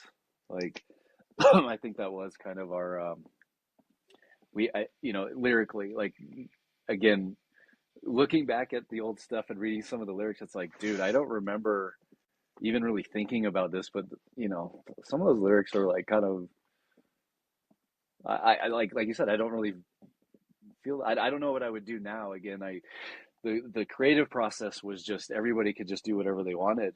But I think more about things now, and yeah, maybe I'd be like, I got to know the meaning behind that. Whereas in my 20s, it was like, whatever, dude. yeah, Like those are, everybody was allowed to be their own little microcosm within the bigger whole, and as long as it all yeah, came together, nobody really got pushed back. And yeah, I honestly, I couldn't even tell you the lyrics to one of our songs, probably any of them. Like, that's just, I was never a lyric person. yeah, Like, to me, good ideas come from authors. And, like, for and me, poets maybe. lyrically, yeah, and poets, like, musicians aren't where I'm trying to get my moral compass, I guess, So it's like, Yeah. vocals were just an instrument to me. Yes. It was just, I don't care what they had to say so much as how the vocals fit with the song. And looking Exactly. back, yeah, it's like, probably a lot of those lyrics have not aged well. Yeah, yeah. That's what I'm trying to How do say. you They how do don't you age have a well. how do you have a song called "Whore" in the post, like, Me Too era? Like, Yeah. Right. we literally Right. sold panties that said "dirty, filthy, fucking whore" on them, and they sold out like in one show. And I'm just like, we're just standing there like, women are gonna wear these? Like, I know it's gnarly, dude. yeah, like, it kind of blew me away. Like, wow, people actually want that. Like, and looking back, yeah, it was, I think, to me, like, one of the problems with society is that young men do not have a creative focus for testosterone. And when you're, puberty through your 20s, you're not thinking, you're just reacting to that hormone. And if you don't have a focus for it, it's not good. And I think that's what we see a lot in society right now is just young men with nothing to burn off that hormonal fuel. Mm. And so they react in ways that are not constructive to society as a whole. By the way, Yeah. this is I exclamation point. By the way, what you just said, that was brilliant. But what about going back to atheism and saying, okay, someone who says, hey, I'm Christian, I'm Jewish, I'm Muslim, Buddhist, atheist. Atheist doesn't tell you what they believe in. It's the only one of that group that says, I don't believe in this. Yeah. But it's not a positive direction. There's no framework for then the person who is, because I'm atheist, but the person who is an atheist, well, weak form of atheist, meaning I don't believe, well, let's not get into that. But the point is, I can recognize the problem of a power vacuum in that humans require a belief. And so when we set aside, and this is a trajectory that the U.S. has taken just in my last 20 years of my lifetime, 25 years, used to be completely not illegal, but you would never declare you're an atheist. It was like the worst thing you could possibly declare, like to go out in public and say, freely. I mean, and now we are, not majority atheists, but I would say it's, the most rapid growing segment demographically of belief system is non-theism in general in America. So what's it being replaced with? I don't know, but that's going to be a problem. I think that's going to be a problem. Yeah, interesting. Definitely Yeah, because I think, well, and I don't want to get political, but then you fall into somebody like Trump who fills that void by creating a cult of personality. And that becomes a religion on its own. It's exactly like a religion because there's so many contradictions, there's so many easily provable falsehoods, but people don't care because they're part of the club, Yeah. And I think we're going to see a lot more of that. Power vacuums get filled, is your point, and that's completely predictable. Is we can predict that a power vacuum gets filled in a suboptimal, if your timeline is like 100 years, in a suboptimal fashion. Yeah. Maybe if you have no leader and your enemy is going to come take over your country, you'd rather have a strong man pop up than be wiped out. So, that's good if you don't want your women and children to be taken hostage and all the men killed. But other than that, what I mean? But like in a 100-year standpoint, you really don't want to have a cult of personality leadership structure. It's just not a really free society either. So anyway, it's going to be a problem. It is a problem, but I think the expression, going back to the music, it comes out in art. Yeah. So the symbolic, repressed angst of the zeitgeist, whatever you want to call the thing, of the next generation, it's always going to rebel against the previous generation, regardless of what the position is. What is that going to do when you don't have a subconsciously embedded systematic approach to weighting one's, predictive model? So we don't share the Christian identity or the Muslim or the Jewish or whatever. There's no common shared identity anymore that we can just go up to another person and say, hey, Buddha? And he goes, yeah, Buddha. And we're like, yeah, let's do it, man. We know.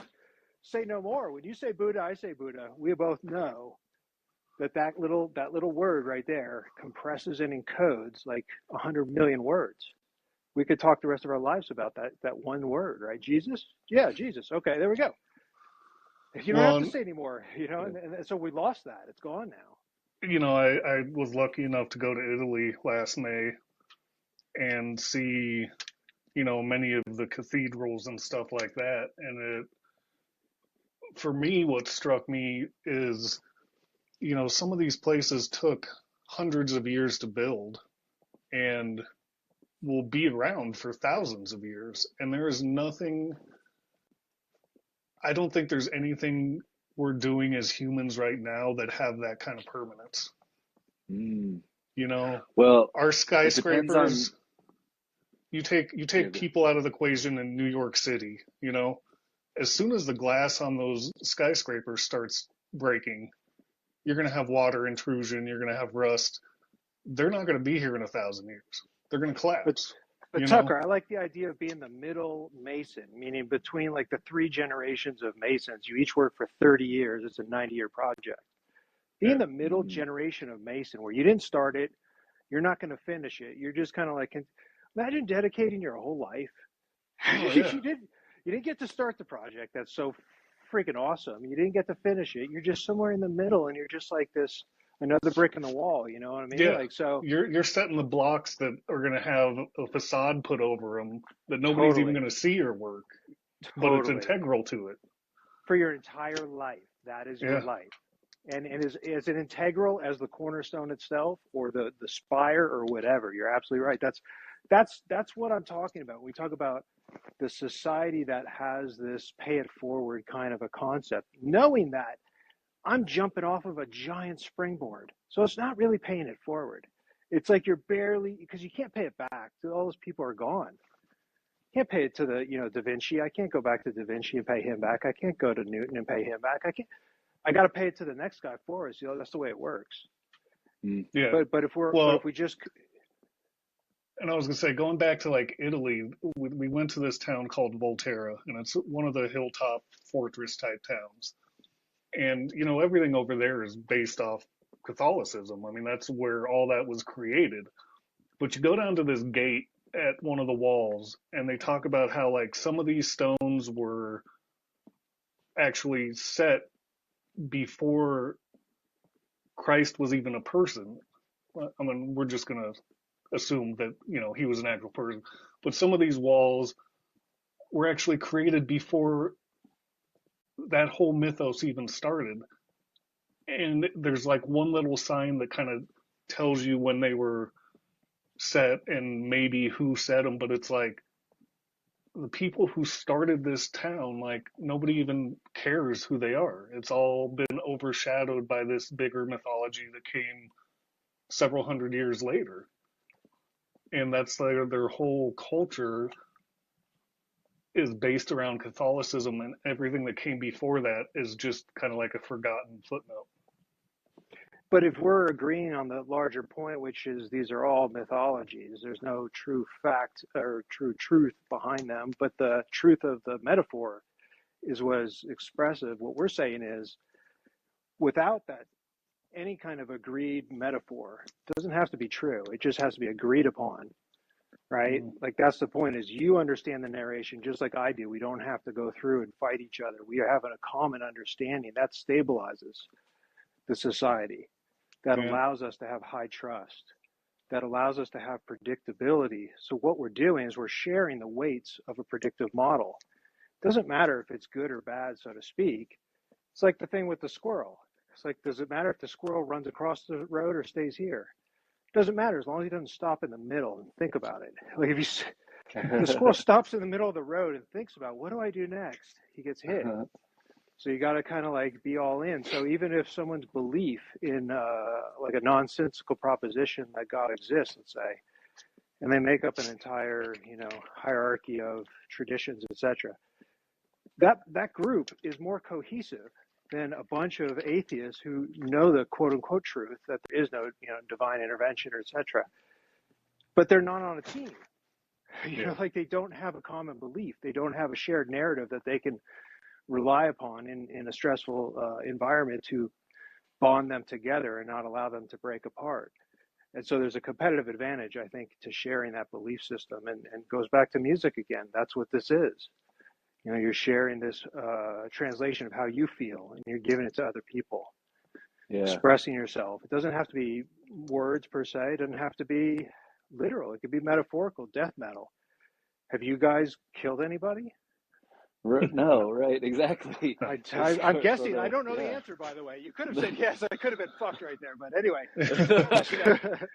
assuming the chances are you're free man, you're not, incarcerated. So my point is, we can express ourselves metaphorically. I think, John, you asked me about when I say always tell the truth, right? It was the second rule, always tell the truth. Does that mean you cannot have figures of speech? No. Does that mean you cannot have metaphor? No, it doesn't, obviously. Metaphorical truth is a version of truth you're trying to express. It means don't deceive. So I think when you guys are in a performative sense, it's different than if you would come with your, horror lyric to my house, unannounced at night, Right. break in the back door, and you start saying these lyrics, we're gonna have a fucking problem. Yeah, right. But if I go to your show and you got the panties, and yeah, honey, let's get the panties. It's so hot, we're gonna do this thing, right? So anyway, I think it's in the reality of the shared understanding of what are we doing here. You cannot deceive somebody in the shared understanding. Once it's agreed upon, there's power and strength in that. There's a emotional contagion, right? That emotional contagion is real. It's like the laugh track. I don't know, John, if you had a chance to listen to that podcast I'd sent over, the one about the... not all of it yet, but yeah, I started it, yeah. But there's a component of this is, introducing laugh track back in the modern television broadcasts. Like adding this, so they call it sugaring the audience. They'd splice in a canned laugh track and it would be funnier. The whole thing would be funnier. Not like it's just like we know is kind of, it literally is funnier. And it's that social contagion, that mimicry that humans have. It's just so powerful, that emotional contagion, that when you play a show, can I dovetail into my questions, please? I really want to get to of course. the performative aspect. Yeah. John knows this, and I don't think we were on tape when we were talking about it, but I'm in awe of the edge case of humanity that can get up in front of the masses in a performative sense and have everybody look at them. Okay, evolutionarily, that's a very dicey moment. It's high risk, high reward. If everybody's looking at you, unless you're the chief, you're probably about to die. So there's not a lot of evolutionary benefit in like planning to be the chief. It's just like trying to, hey, let's have a commune. Can I be the poet? No, motherfucker, we got enough poets. You're going to be the garbage cleaner, right? Not everybody could be the poet in the commune. So that's what I'm saying. It's very hard to get. The average person is very terrified. And the conversation of John describing going to the Pantera show or a Pantera show, seeing some characteristics of the performance, incorporating those in your own performance. And then his words were, I just wish like everybody, I'm paraphrasing, I wish everybody's eyes were on us right that moment, saw what we were doing. And I was having a moment of like anxiety and terror. Like, what if everybody, I just couldn't imagine everybody looking. And then the flip side of it being, I just hope everybody's looking at us. Like how powerful that was. Is that a shared experience with the band? So for me, I don't think I could do it alone. I'm not that type of person. I don't like being the center of attention. I am much more comfortable as an observer of people than I am as a leader. But when we were up there as a group, I wasn't alone. It was like I believed in what we were doing and I was comfortable with that. Like I knew my role in that and I never felt like it was all eyes on me. It was just us doing what we were doing and doing it well. But no, as a solo artist, there's not a chance. Not a chance. I'm not that, first of all, I'm not that talented, but even if I was, like, I would be a nervous wreck. Whereas as part of the band, like, aside from maybe the first couple shows, like, I was never nervous. I was confident that we knew what we were doing and we were good enough at it to be put on display. And it didn't make me nervous. I mean, I guess if we would have got to a point where it's like, okay, you're at Mile High Stadium and there's 80,000 people, that might be different. But we never got to that point. Right. Some of the festivals, again, like Louder, Harder, Faster. That was probably the biggest festival we did, and that was, 4 years after playing shows. So we were used to it, but I was nervous. It was like like Testament, like the first time Testament played with their original members in the United States after like 10 years or something was that same day we played. Yeah. And it was like, yeah. So I have a couple of things to say. Yeah, first of all, like how you described that, Tucker, about the group thing, the magic that it's hard to put into exact words, but that's the exact same way I feel. It wasn't look at me, even during like guitar solos where it was like, well, Yeah. here's 30 seconds where it is kind of like look at me, but it wasn't. It was like this group thing that really consumed whatever was happening in my head, that I think allowed me sometimes to get into that flow state or whatever, where I was out. I was kind of like just watching my hands do what they were doing and not really thinking about making it happen, because it was really like gnarly experience, right? um I did do I know I told you this, Bob, but I did do a Guitar Mageddon, a Guitar Center. They did like guitar solo competition, so I did have an experience of just me, and that was way nerve wracking. And I only did it once, and I wasn't I don't know if they did it subsequent years, but even if they would, I don't think I would have wanted to. It was like something, for some reason, I don't know why, I was motivated. Let me just try it. Let me do it. But it wasn't. Um, I didn't get the same benefit or thrill that I got from the band. It was like it was a relief when it was over, and I wasn't really like looking forward to next time. Whereas like with the band, it was like it was a relief when it was over, and I wanted to do it again. Um, what was really gnarly, this just happened to me last night. We went to see the Colorado Springs Philharmonic do Marvel and DC movie music, which was super cool. But on the way there, I was like overcome with this like weird nervous energy that I haven't felt in like 10 plus years. It was very weird. It just lasted like 30 or 40 minutes. But I was like, oh man, I think this is how I felt in those early days.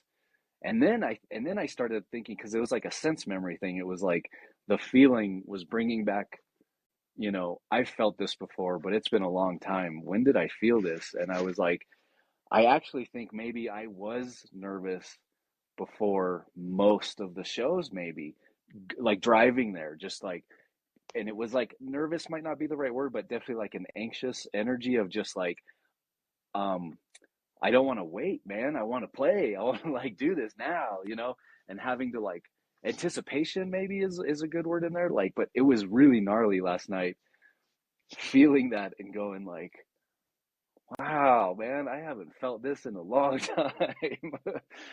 So I That's thought that was interesting. like, yeah, I thought that was like really, really gnarly. Well, that leads into the another question or follow up, which was assuming you have these really intense contextualized memories, these sense experiences that I won't say you relied upon, but obviously they were very powerful and uplifting. Back when you guys were touring and constantly in the band mode. What do you do now to, replace or what do you do now to like kind of feel that feeling, or do you just it's just not as important anymore? Or how did you replace it? I guess that's my question, because I'm imagining such an intense rush, such that most people would be in panic, like literal panic. They'd be terrified if you put them on the spot on stage and you said, "Hey, tonight, Joe, you gotta perform, buddy." You might shit yourself, like literally, Yeah. you might just literally shit yourself. Like you might like just I can't do it. But if you have to, go over this repetition, this pattern of the nerves and the angst, and then all of a sudden you get on this relief, and then the afterwards you're like, you're ready to do it again. I want to go back, and I can't Yeah. wait to, like, what do you replace that with? Why don't you go first, Tucker? Because I left out a piece of your, musical history here that I'm assuming you'll talk about. Yeah, so I do play in another band, and we are not very active at all. I mean, we've played like 3 or 4 shows in the last 5 years. Um, and so I can't say that even has replaced it, because it hasn't. And I don't think there's anything that can replace that. Like, Mm. I don't think there's anything in my life that has taken that raw emotional energy and focused it the way that band did. You know, it's being replaced by a myriad of smaller things, you know, games, building stuff, reading, listening to books, but there is no one thing that has replaced it. And I don't think there could be. But to me, there is, like, even going to see shows now brings out emotions. I think some emotions of loss. Like Mm. I get choked up watching bands because I think it does connect to that part of the brain that used to do that and kind Yeah. of misses that in some ways, and it hasn't been replaced and it can't. But I don't take that as being a negative thing. Like, I'm grateful for having had those experiences, and I think I experience music differently than like an average listener does because of that connection to it. But, like, I don't know, music is more my religion. Like, that's how I connect to a larger group of humanity and the world as a whole, is through this shared art form that can express 100 different emotions to different people at the same time.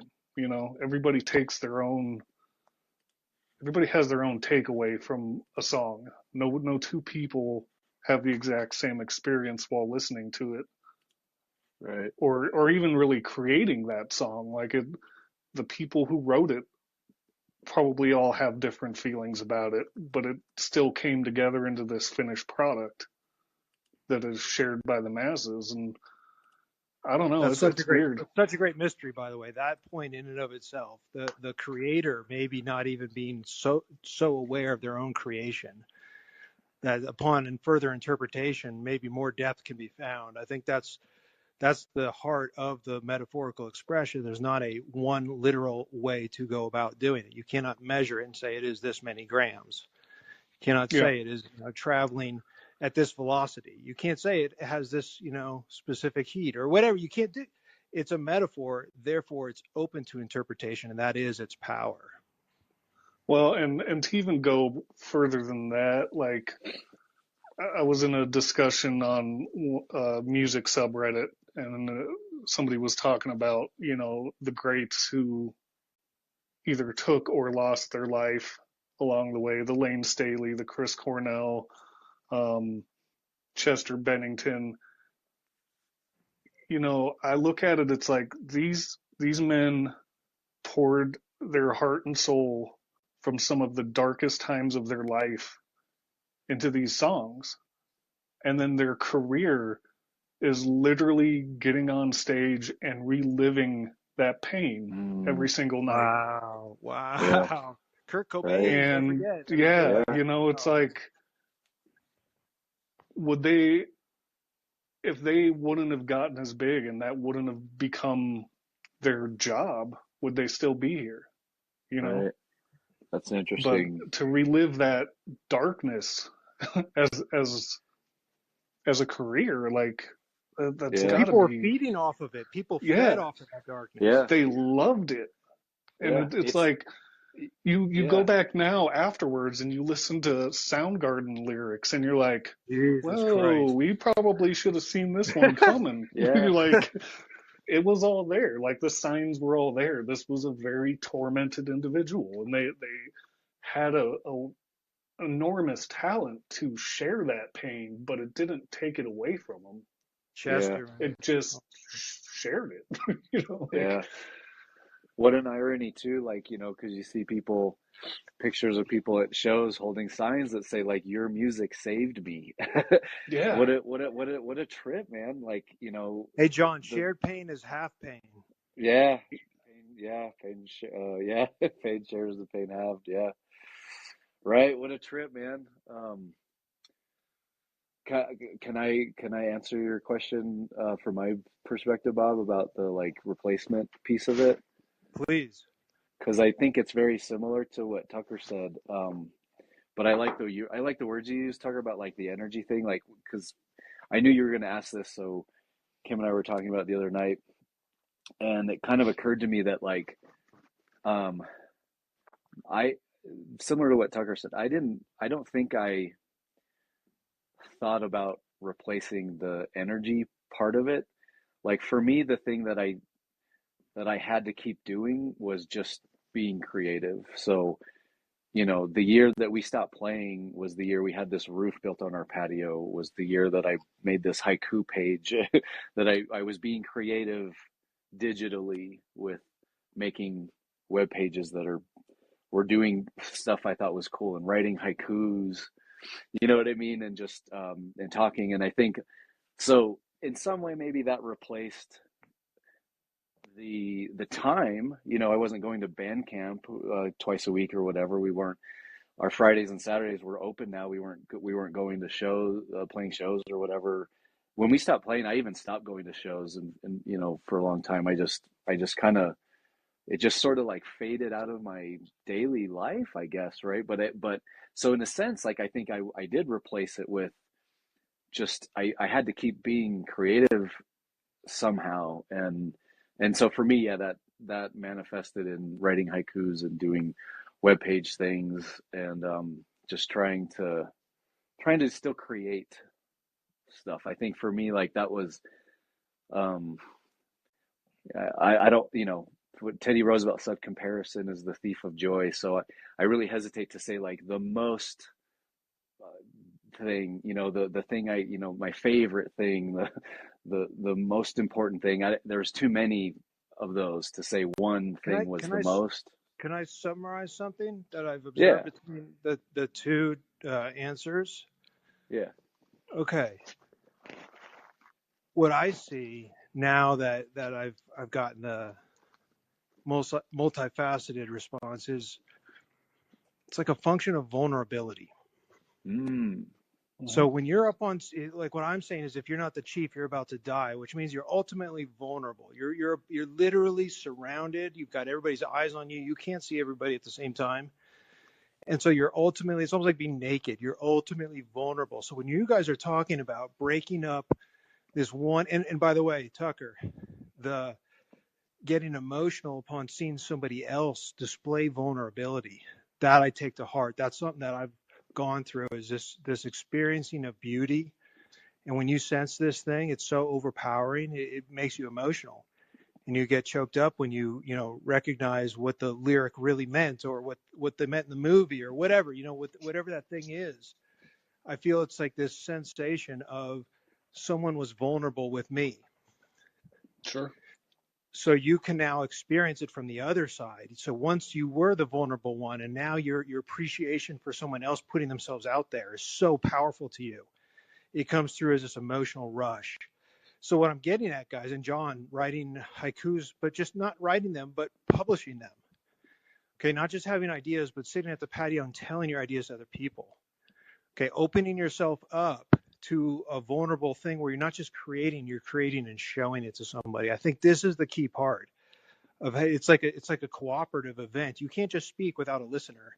It just doesn't mm, work the same. Even though you yeah, could say nothing, you could say nothing for an hour. I could just say my speak my piece. It just doesn't work the same because I'm not speaking to an audience. I don't have someone in mind. So I think there's something really, really beautiful here, guys, about what you do, what you did when you were younger, this period of time, you had this massive influential experience, feeling it, and now afterwards, you know, somehow dialing it back to another level, but finding it elsewhere. yeah, yeah. I agree. I think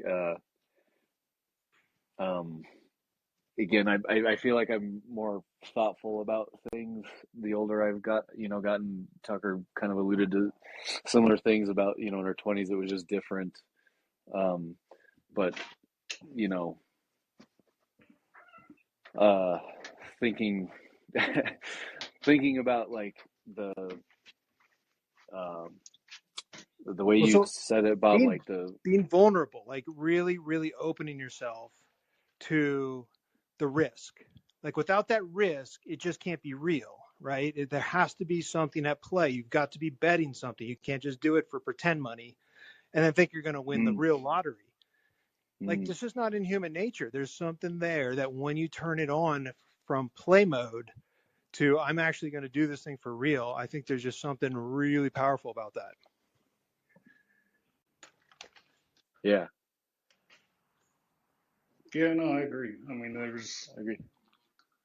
I think the other part for me too is I took the time post band to actually sit down and learn cover songs, like, which is something, we did a couple here and there, but like Hmm. really dig in and try to like nail songs from bands that I love that I just never had the time to or never made the time to because you're too busy either practicing or your own songs or writing your own songs or being trying to be creative when I've found a lot of joy since then in just trying to mimic other people's creativity and the nuances of how they play their instrument and how they attack a song that I just never did before. But that's also because the technology exists now to, learn those as well as you can and actually play to those backing tracks. Like you can almost, in a way, become part of that band digitally, where That you didn't have that same. Yeah, you could play along to a CD, but it's not. I don't know. It's like, the technology is way better now. In fact, that kind of that reminds me of something that came to mind when Tucker you were talking about the like physical things that are being built today in contrast to what you saw in Italy, that the way that stuff was built that will last for thousands of years or whatever, and that contrast. And I was thinking about, and this makes a lot of sense for me because my dad was a carpenter for like about 30 years. He built things, he built houses. I did not inherit that um, skill or interest or whatever to build houses, but like I'm a software engineer. I build things in the digital realm, and that was what came to mind is like it depends how we're building what we're building now. Like and I think I like that a lot, buddy. um, That's very nice. thanks. Well, and it ties into that video. Like I need to send you this, Tucker, but YouTube, sometimes it's just spot on with the things it suggests, right? It was this guy speaking to the Royal Institute. It was really beautiful because his grandfather had spoken to the Royal Institute like in the early 1900s or whatever.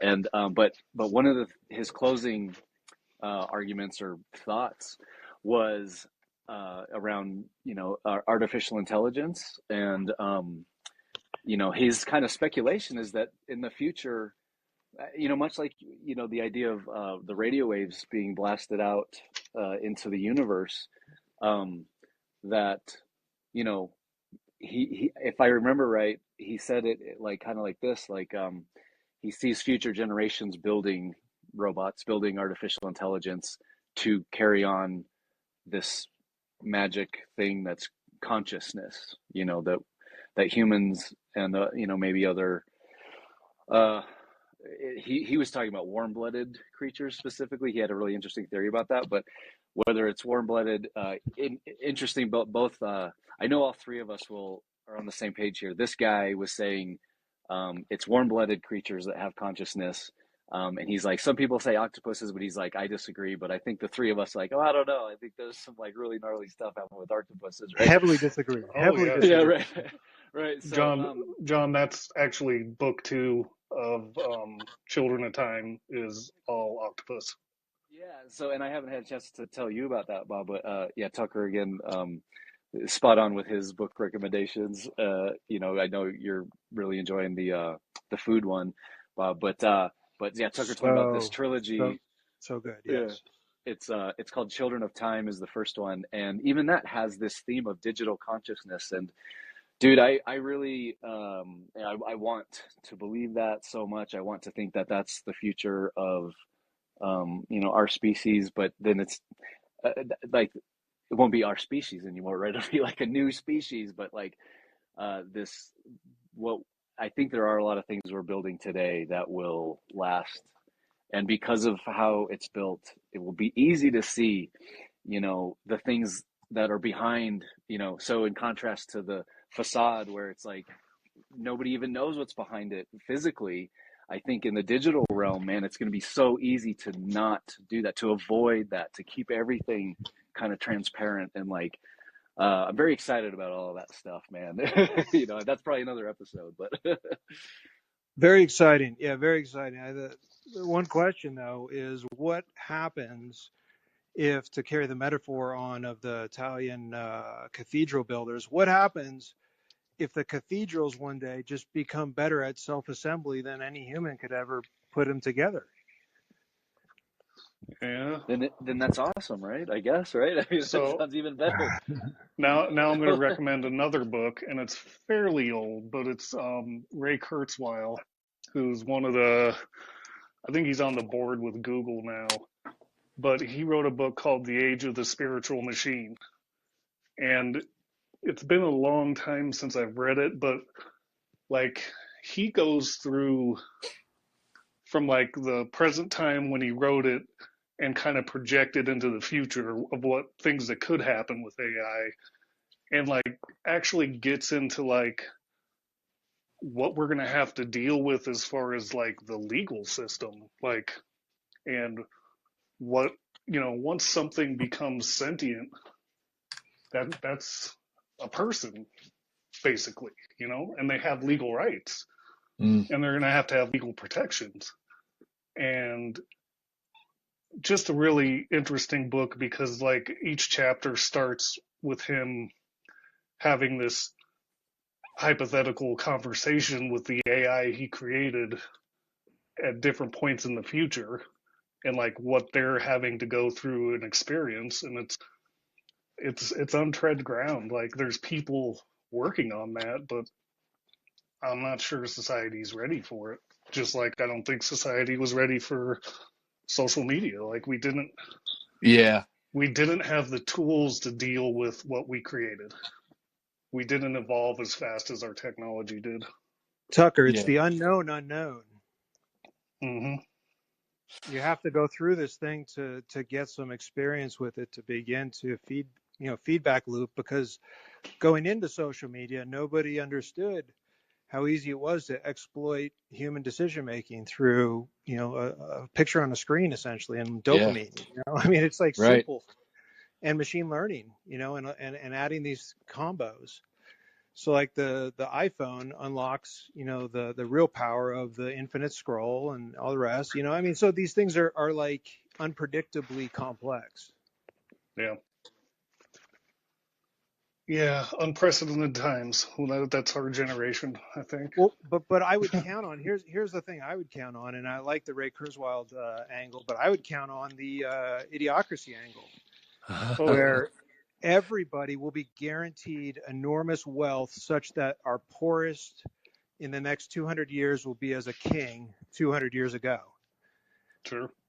Mm. So, but we're still going to have stratification. Like if you want to plot it forward in a linear fashion, we'll still have, the 1% of the 1% of the 1%. I mean, it's always going to be, the human nature of having these hierarchies is always going to be in play, unless the AI just says no more of that. We're going to just, everybody's equal. You all sit down. We're going to plug you into the chair now. It's kind of like a Matrix light. We'll just give you nonstop food, take your waste away, give you THC and some porn and, a little bit of meth when you want it, and then something to make you go to sleep, some propofol, and then, everything will be cleaned, and tomorrow you just do it again and just forever. I don't know. I mean, like that's the worst case scenario of being domesticated, right? Of just being like a full consumer producing nothing. Yeah. Mm. But And I think consuming more than there's, any king in all of history, you could consume more than any king in all of history, produce nothing. times 10,000. And I think there's large segments of society that would be okay with that. And I think where you're going to have the pushback is from the artists who can't be content just to sit there and consume. They have to create. Yeah. And I think for certain people, yeah, I mean, sure, you can create art in the digital world, but I think for certain people, there's a physical component that is always going to have to be there. I mean, there's that evolutionary component that's not going to go away. But I mean, I think like I said, there's a lot of people who are waiting for their Matrix chair. Yeah. Well, that's the thing is like one day, that physical thing will be satisfied through the digital thing because we'll have gloves like Ready Player One, like haptic True. suits where True. it is all digital, but you still feel it. You still have actual physical sensations. I just listened to Zuckerberg on Lex Friedman doing like the Metaverse podcast version with a photorealistic avatar representation of you. No kidding.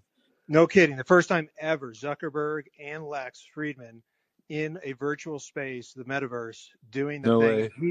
He was Sounds literally cool. he was literally like, I can't even begin. It's incredible. I'm speechless as Lex. He couldn't even. Awesome.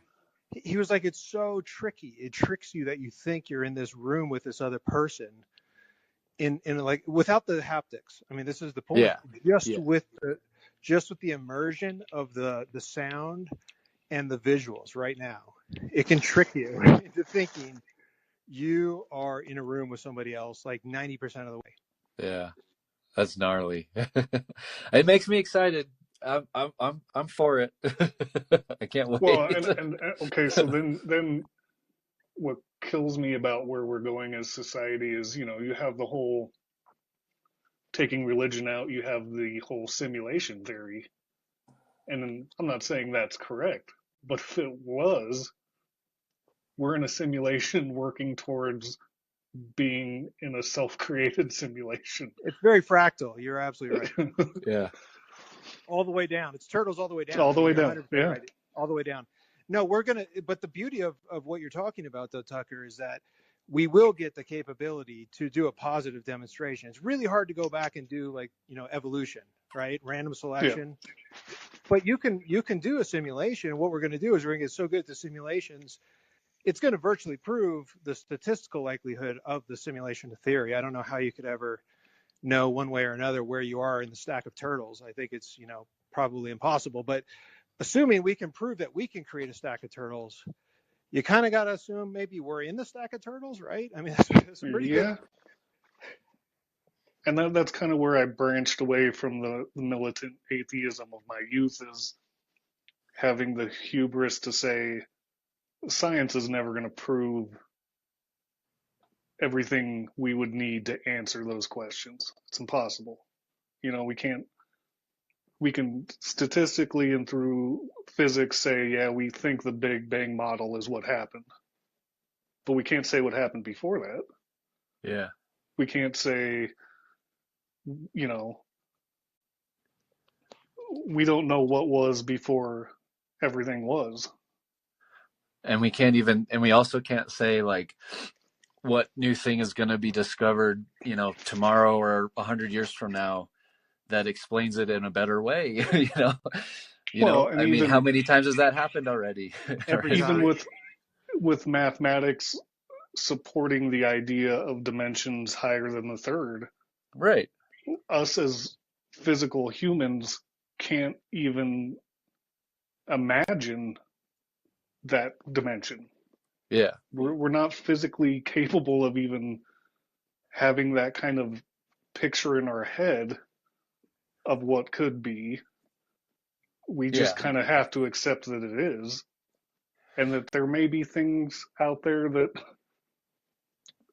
thrive in that dimension that we can't even picture. We can't even physically see them because they are beyond what our senses are capable of. But maybe we see the shadow, right? Exactly. Use Carl Sagan's, flatland. Maybe we see a shadow of something in our dimension, Precisely.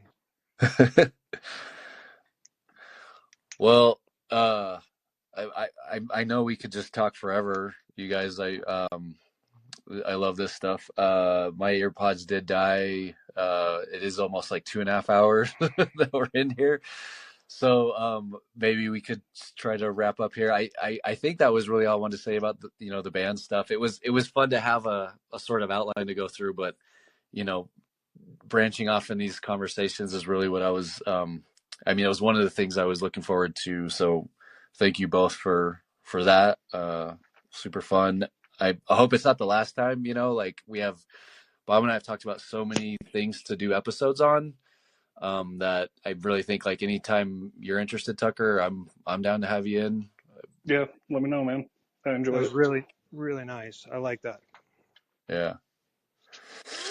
Right Yeah, on. and I do want to give a shout out to my wife because today is our wedding anniversary, and Oh, she no shit. still graciously was okay with me spending a couple hours doing this. So Well, awesome. I didn't know that. Had I known that, maybe I would have thought to like do it. But yeah, tell her we said thanks and happy anniversary, dude. yeah, Happy no worries. anniversary, Tucker. Yeah, absolutely. Yeah, no, she's the one who kind of probably put me on a less destructive, more focused path in life. So Yeah, it's been a good thing. beautiful. That's awesome. All right. Well, yes, thank you, you guys. Thanks anybody for listening, and we'll see you next time.